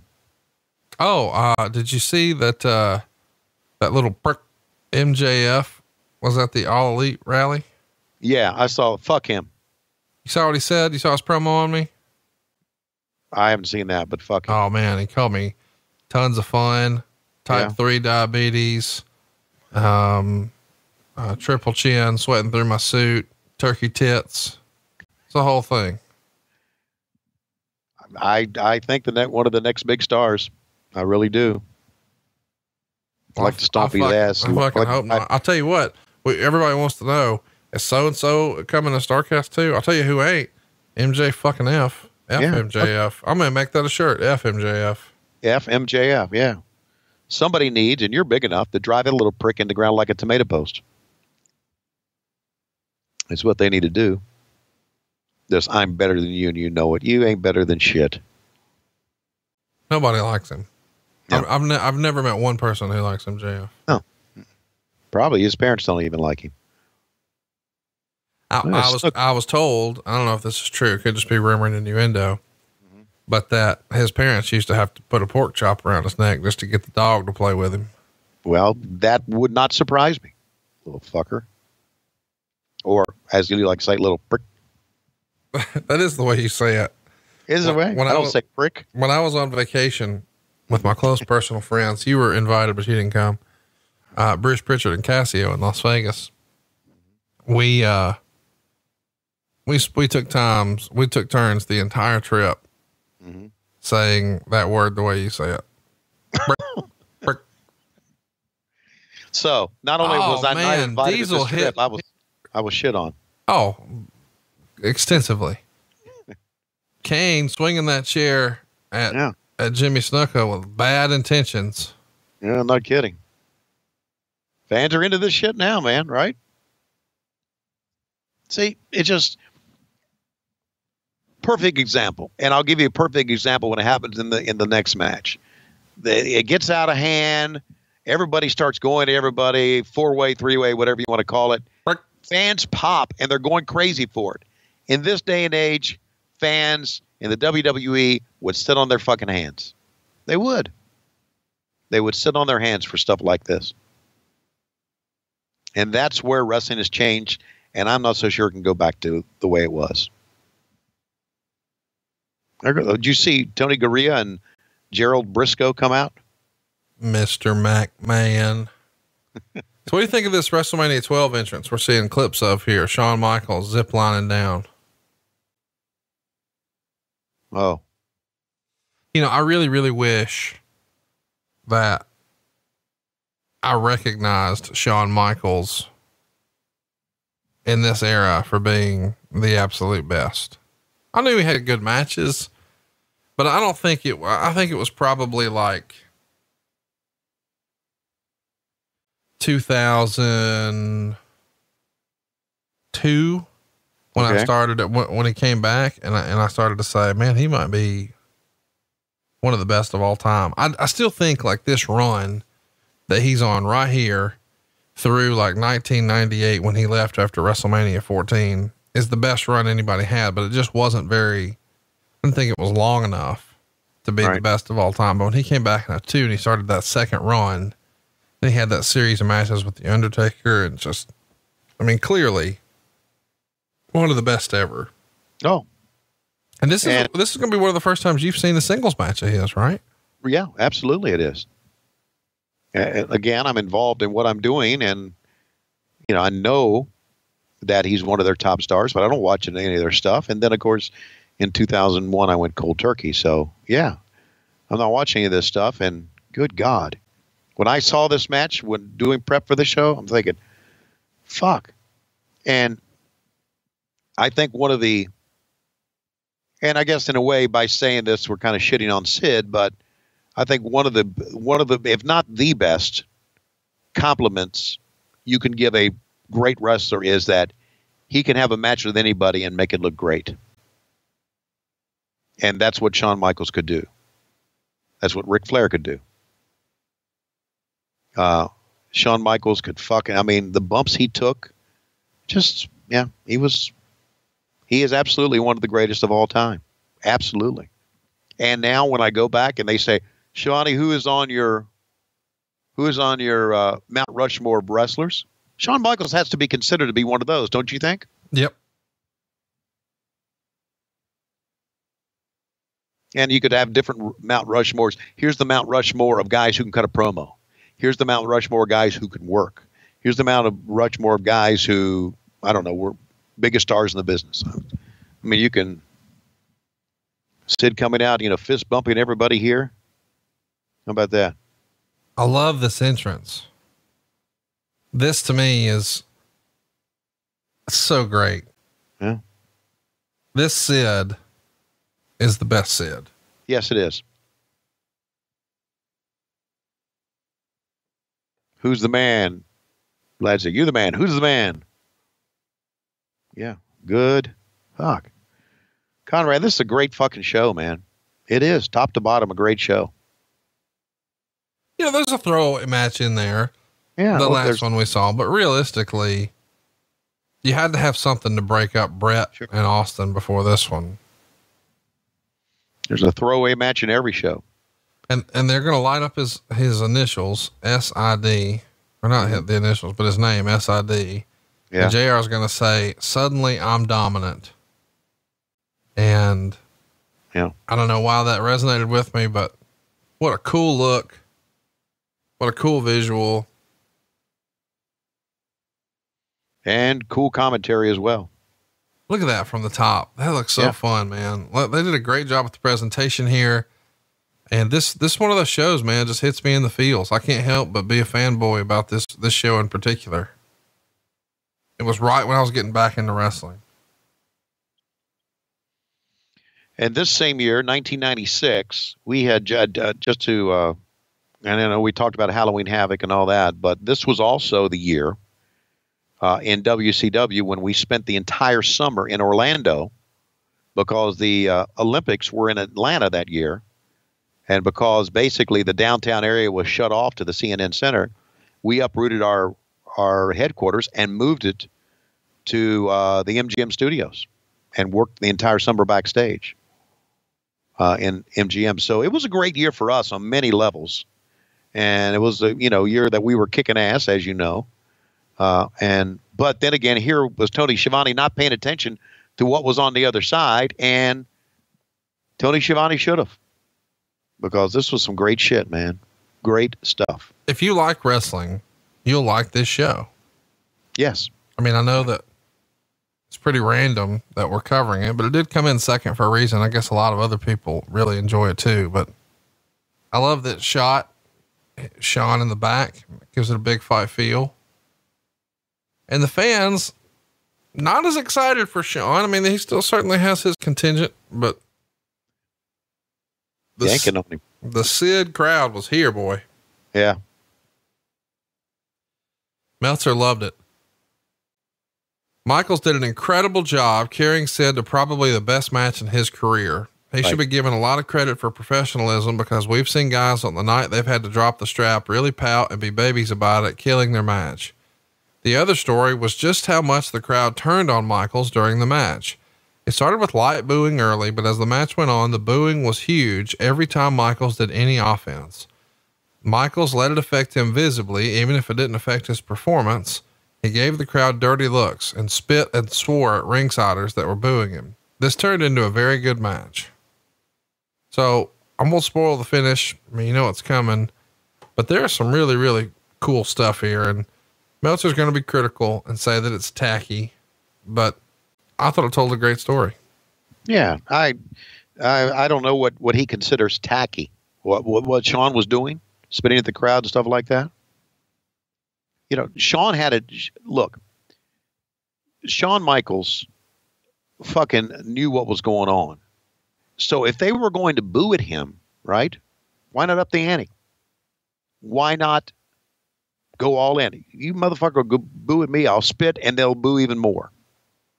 So he was, that's how smart he was. That's how much he knows the business. And yeah, I mean, it affected him visually. It didn't affect the match. Shit, because he knew what the fuck he was doing. So I don't think tacky is the right word here. Now, chat me up about Jose Lothario here. So the storyline here is, he is his trainer. Right. And so they wanted to really give him like a Rocky Mick type of feel for his world title quest at WrestleMania. So just before WrestleMania, they introduced him as the person who trained him and was going to get him ready for this world title match. So it would show Brett training with his dad and, running through the snow and training in Canada. And then it would show Shawn doing some martial arts and some boxing and, some upside down presses and things like that, all with Jose as his coach. And so Jose is here just as this sort of mentor. And so that made sense, especially when you were going to be in a match against Vader where Jim Cornette's going to be on the opposite side. So you would have Cornette as the heel. And then of course, Jose can be the baby face, and makes maybe a little less sense here with Sid, but they find a way to make it work.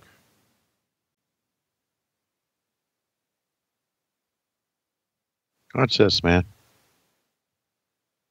Sid doing a real good job of selling here too.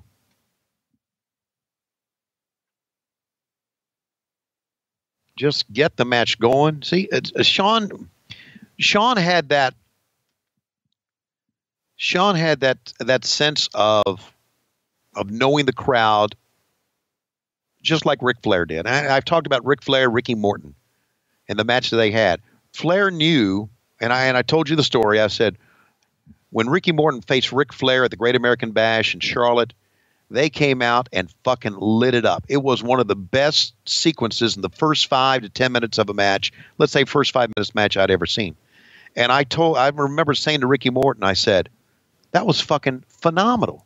And he looked at me, he said, that is why Ric Flair is the world heavyweight champion.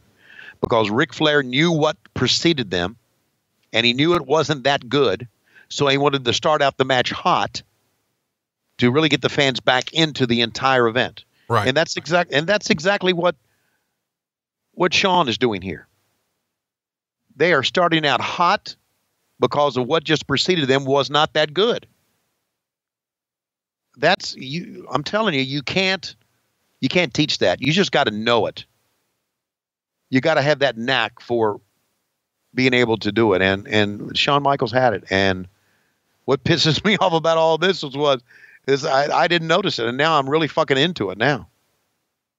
I love that little tease where his head was between his legs and everybody knows, oh, that could be the power bomb, which is obviously the finish.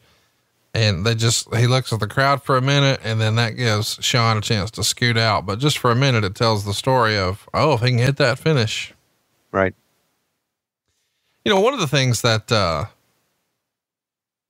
is so good about this match to me is the story they're trying to tell, but also the actual in-ring work. And it's so different from WCW at the time, because WCW at this time on the undercard, you've got, you know, Dean Malenko and Eddie Guerrero and Rey Mysterio and Chris Jericho's just come into the company. And when you've got a ton of young talent that's just outstanding. And then whenever Flair's in the main event, you know, you can have a really good match, a Shawn Michaels style match. But this is very much the era of, I mean, even on this counter programmed pay-per-view, World War III, we get the big contract signing for Starrcade, which will be Roddy Piper and Hulk Hogan. And I know people make fun of Sid. I get it. Not the best wrestler ever, blah, blah, blah. But man, there's no comparison to me between a Shawn Michaels Sid match versus a Hulk Hogan Roddy Piper match as far as the actual content of the match. 100% agree. You are right, sir. So where you guys had probably a better undercard, the main event here is just light years ahead of the main event on the other channel. Yes, it is. But from a box office standpoint, it's not like, right. Everybody knows Hulk Hogan. Everybody knows Roddy Piper. Even casual wrestling fans know who those guys are, and they're big, big stars. These guys, not as well established, but much better performance. And Sid physically got to be one of the most impressive looking individuals in the entire business at this point. Tall, lean, jacked, crazy look, crazy facials. Don't you think that because of the name recognition and box office, as you said, of, let's say, Hogan, Piper, even the Macho Man, that Vince was, I mean, I would have been mega pissed. I would say that motherfucking company is living off of guys that I made stars. Whether, you know, I mean, look, they certainly helped make themselves, but Vince is thinking, I made those motherfuckers stars, and this company is doing well because of the effort I put into it. So that made him even more pissed off and made him even more determined, because I'm telling you, determined Vince McMahon, watch out, made him even more determined to win the war, and was one of the main reasons that he won it. That, but we were a bunch of fuck ups. That helped out as well. But I can imagine, and I obviously wasn't working with that. Vince was like major pissed off when he saw this stuff happening on our channel. Would you agree with that? I would agree. Yeah. Meanwhile, Shawn did a great job here. Of it's logic 101, right? Take the feet, get the big man off his feet, went for the knee. Now he's working on the leg, telling a story here. And Sid doing a great job of pushing off with his good leg. And Dave Meltzer is right. And I even said this after watching the match. Fucking Shawn Michaels made this match fucking great. And, you know, and not only that, you know, give some credit to Sid here too. Because there was a lot of things that could have gone wrong in this match and didn't, because shit. Okay, Shawn, I'll follow along. You call the match, I'll do it. Even though heels usually call it. Well, Sid's really kind of the baby face here. I'll do it. I remember going to an NXT show last year, maybe. Yeah. And, you know, Shawn was there in the backstand. I went out early. I didn't go while the show was going on. And he came up to me and shook my hand and started talking to me as if I mean, this is how humble he is as a kid. as if I didn't know who the fuck he was. I'm thinking, Jesus Christ, Shawn, you're one of the greatest performers in the business. And not only that, you married one of the more beautiful women ever. Which is why you know him. Yes. By the way, Shawn today is the same age as Jimmy Snuka was in this pay-per-view. 53. I'm going to keep saying shit like that until people get annoyed with me. Yeah. And I did not see the thing in Saudi Arabia. I don't know if you watch, and I know it's on the network. How was what they did? Didn't he have a match with the Undertaker or something? Yeah, it was a tag match. Him and Triple H against Undertaker and Kane. Right. Did they pull it off? The match. I'm sure it's not like this. The match happened. Yes. Okay. So comes a point when you just got to say no more. Well, no, I don't think that. I mean, I think they probably made $1 million for doing the match. So, well, then, yeah. I mean, if you paid me $1 million, I'd go wrestle Brock Lesnar. Mm-hmm. That's $1 million. Right. All I got to do is get the fuck beat out of me, and then they write me a check. Or you would help develop a brand new promotion. Look at this. Whoa, man. Little skin the cat action. Look at that fucking bump. He knew how to overbump to the point to where it wasn't an overbump. That's maybe a stupid line, but it was an oversell, but it still looked fucking good. It wasn't like, I think we've seen it, right, where he was selling for Hogan. Remember that? And he was just overbumping. But here he was, look at that, man. Look how he can sell. And walks right back into it. And I'm thinking, they're going to throw him in the fucking stands here, but no. Right on top of the safety rail. Conrad, I want to thank you again for many things. But when we started this podcast, I had never seen ECW. I had never seen great matches like that. I would have never seen them. But thank you for opening my eyes to this, really. Absolutely. I'm glad you're into it, man, because I'm showing you some of my favorite stuff. Right. Just hey, you're a football guy, right? Somewhat. Are you familiar with the New England Patriots tight end Rob Gronkowski? Yes, Gronk. Sure am. Rumor mill's swirling that he's going to retire. Yeah. If he retires, how long until he's out of WrestleMania? Well, he'll be at the next one. If he calls it quits after, I don't know how far they're going to go. I mean, by the time you and I are recording this, they're getting ready to play in the divisional playoffs. If they go to the Super Bowl, if they finish, he retires, he'll end up at the next WrestleMania, wouldn't you say? I don't know if it'll be the next one, but this got to be, like next year. I mean, he's a natural for that. Yes, fuck. He's got the name already. Fucking Gronk.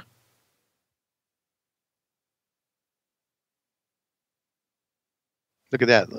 Look how Sid pounds him with the forearm, but Shawn makes it even more as he makes it a beatdown.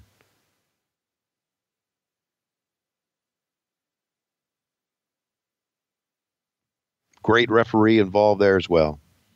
Hebner was like our Tommy Young back in the day. Tommy Young. Absolutely, man. You reckon Hebner ever had to beat anybody off? We can ask him. I don't want to ask that. Well, we should say, let's have, talk to his son. Say, we've a lot of stories. We knew Tommy Young. Did you ever have it? And then he'll probably say, fuck you. And I'll say, aha, I take that as a yes. Look at this, man. The fact this far in the match that Sid could lift him up and do that. I mean, Sid's kind of blown up here a little bit, but he could still lift him up and do that. Says a lot about Sid.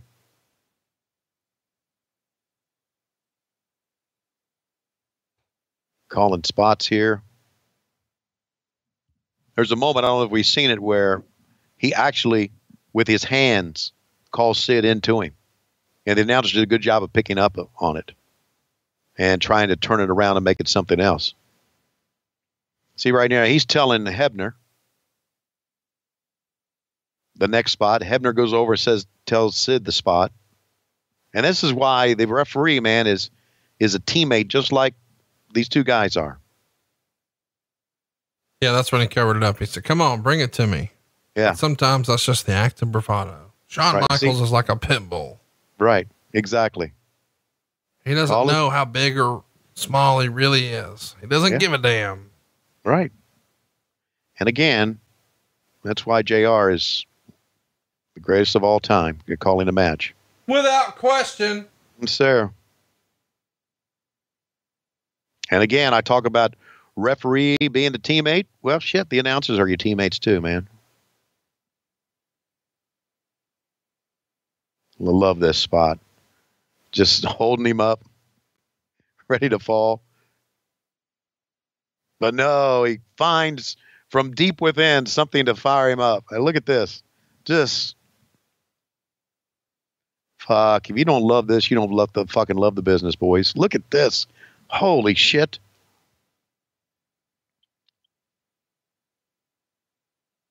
And the fans are into it. The fans are into it because these guys can work.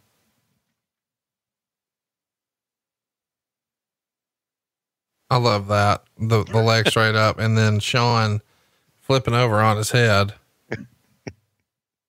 I wish you could see a replay of that where he's just straight up on his head, straight up and down.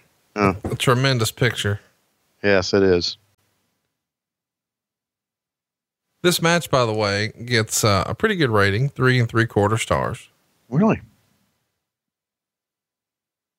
I think you lose a half a star with Dave Meltzer just because Sid's in it.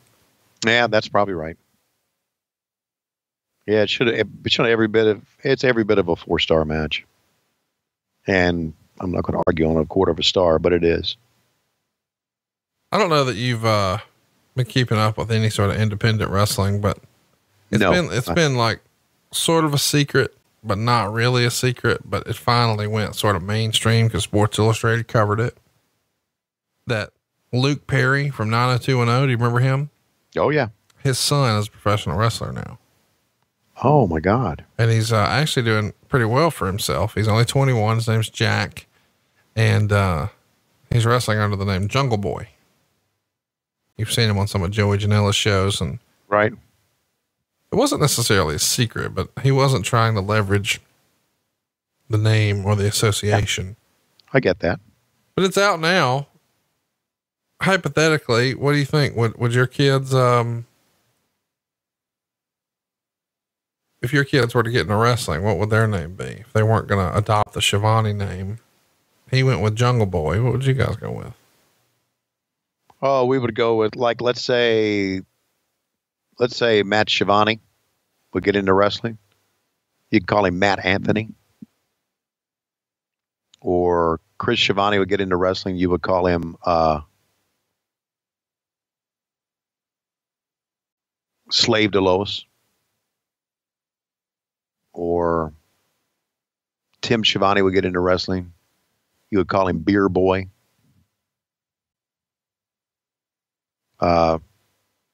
John Michael would get into wrestling. You would call him, don't call me anything because I'll get offended if you say my name.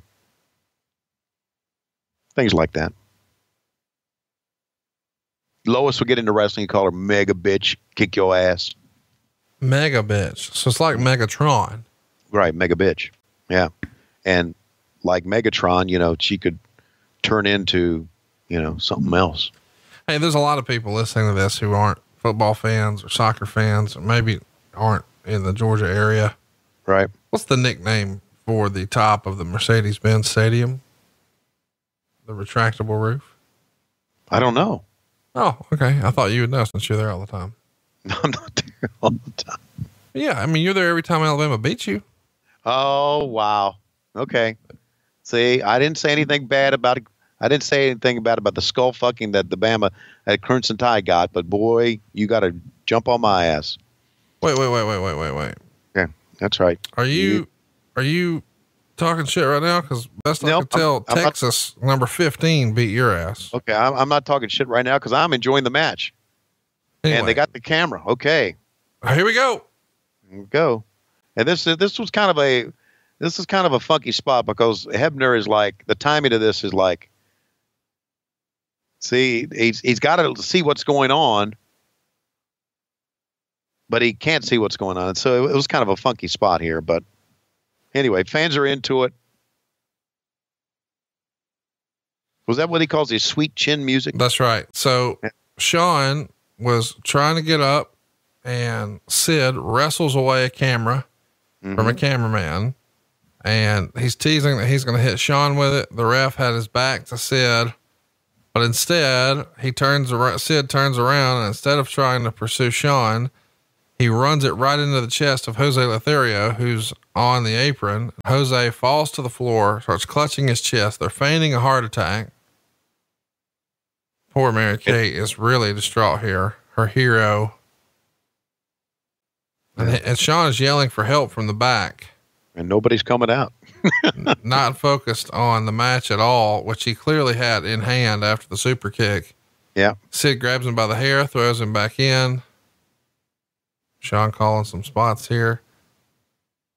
Referee Down bump. goes the referee with a flying crossbody that Sid jumped out of the way for.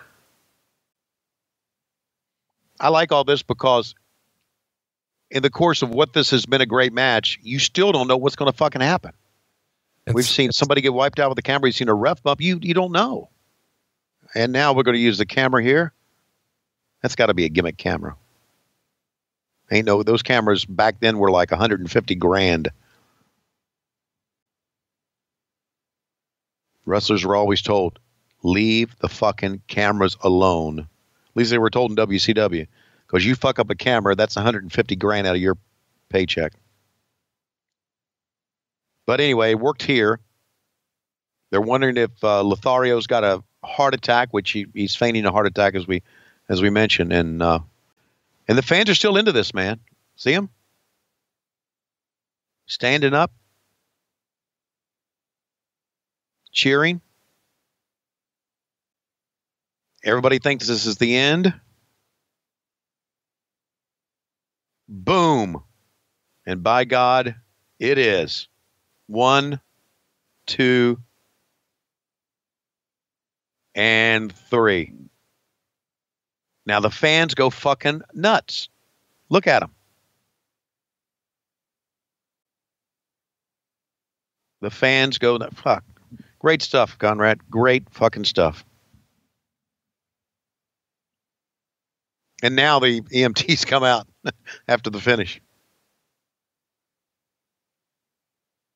There's the belt, man. There's your champion. And Shawn, I thought that was kind of funny here. Shawn asked for people to come out, but now he's fighting them off.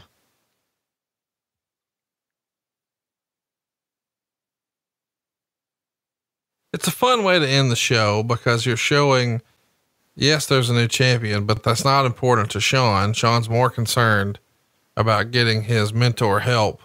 Sure.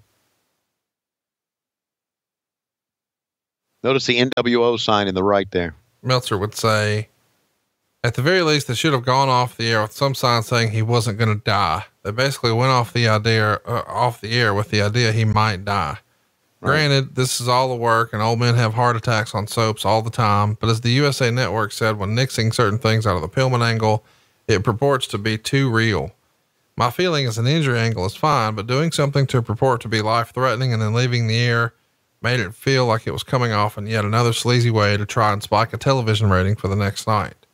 On the live Raw, they didn't really answer the question as to Lothario's condition, other than tease it throughout the show that Michaels might be on when he wasn't, blaming it on Lothario's condition, which they said was a possible cardiac arrest, but that he refused medical attention the night before. Since when does someone get a heart attack and then refuse medical attention? Well, how about this? A sleazy way, to get a pop in pro wrestling. Jesus, don't they?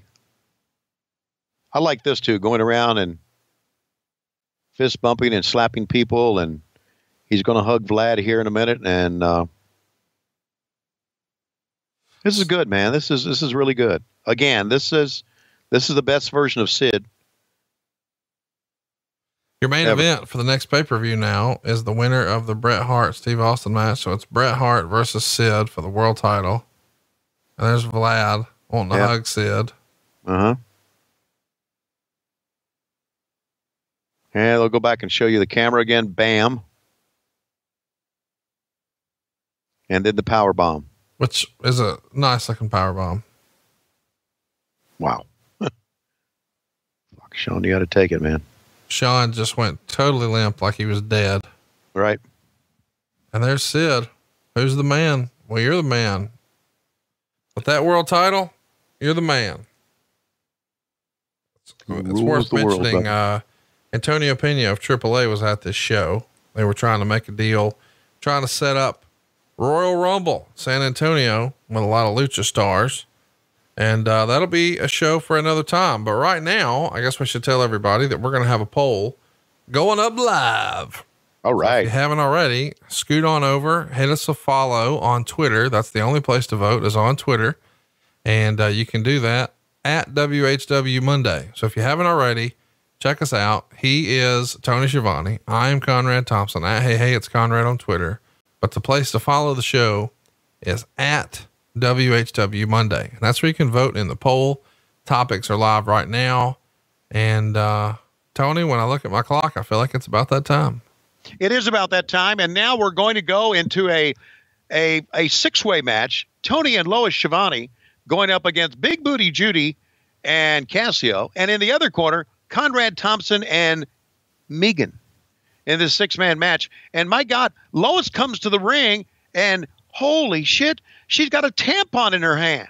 She got a tampon. She hasn't used a tampon in 20 years. My God, this has got to be, this was going to have to be, oh my God, she's got the tampon. We're out of time. We got to go. We'll talk about what happened with the tampon next week in Lois Schiavone when we come back to you on What Happened When. That comes to you Monday, Wednesday, someday on the MLW Radio Network, and Mondays on Patron. Promotional considerations are paid for by the following: BackToGimmicks.com with new items each week. The official store for What Happened When, baby. Something to wrestle with my man Bruce. And 83 Weeks with Eric Bischoff. Log on, get your gimmicks for the wrestling fan in your life or something for yourself, baby. Patreon.com/WHW Monday. Want to be a low-key big hog or a glass-bottom boat rider? How about a member of the Hot Tag Express or Slap Dick Nation? Join Conrad Thompson and Tony Schiavone with bonus podcasts, behind-the-scenes videos, live weekly chats, and new content every week, baby, if you will. Follow me here for a second, folks. I gotta tell you about my main squeeze. That is Lois Schiavone. Yes, she's the main girl in everybody's world. You go over to LoisRules.com right now. Get all of your t-shirts for What Happened When, baby. And by Starrcast 2, coming to Las Vegas, May 23rd through the 26th, as part of Double or Nothing Weekend. Go to Starrcast.com for more information, baby.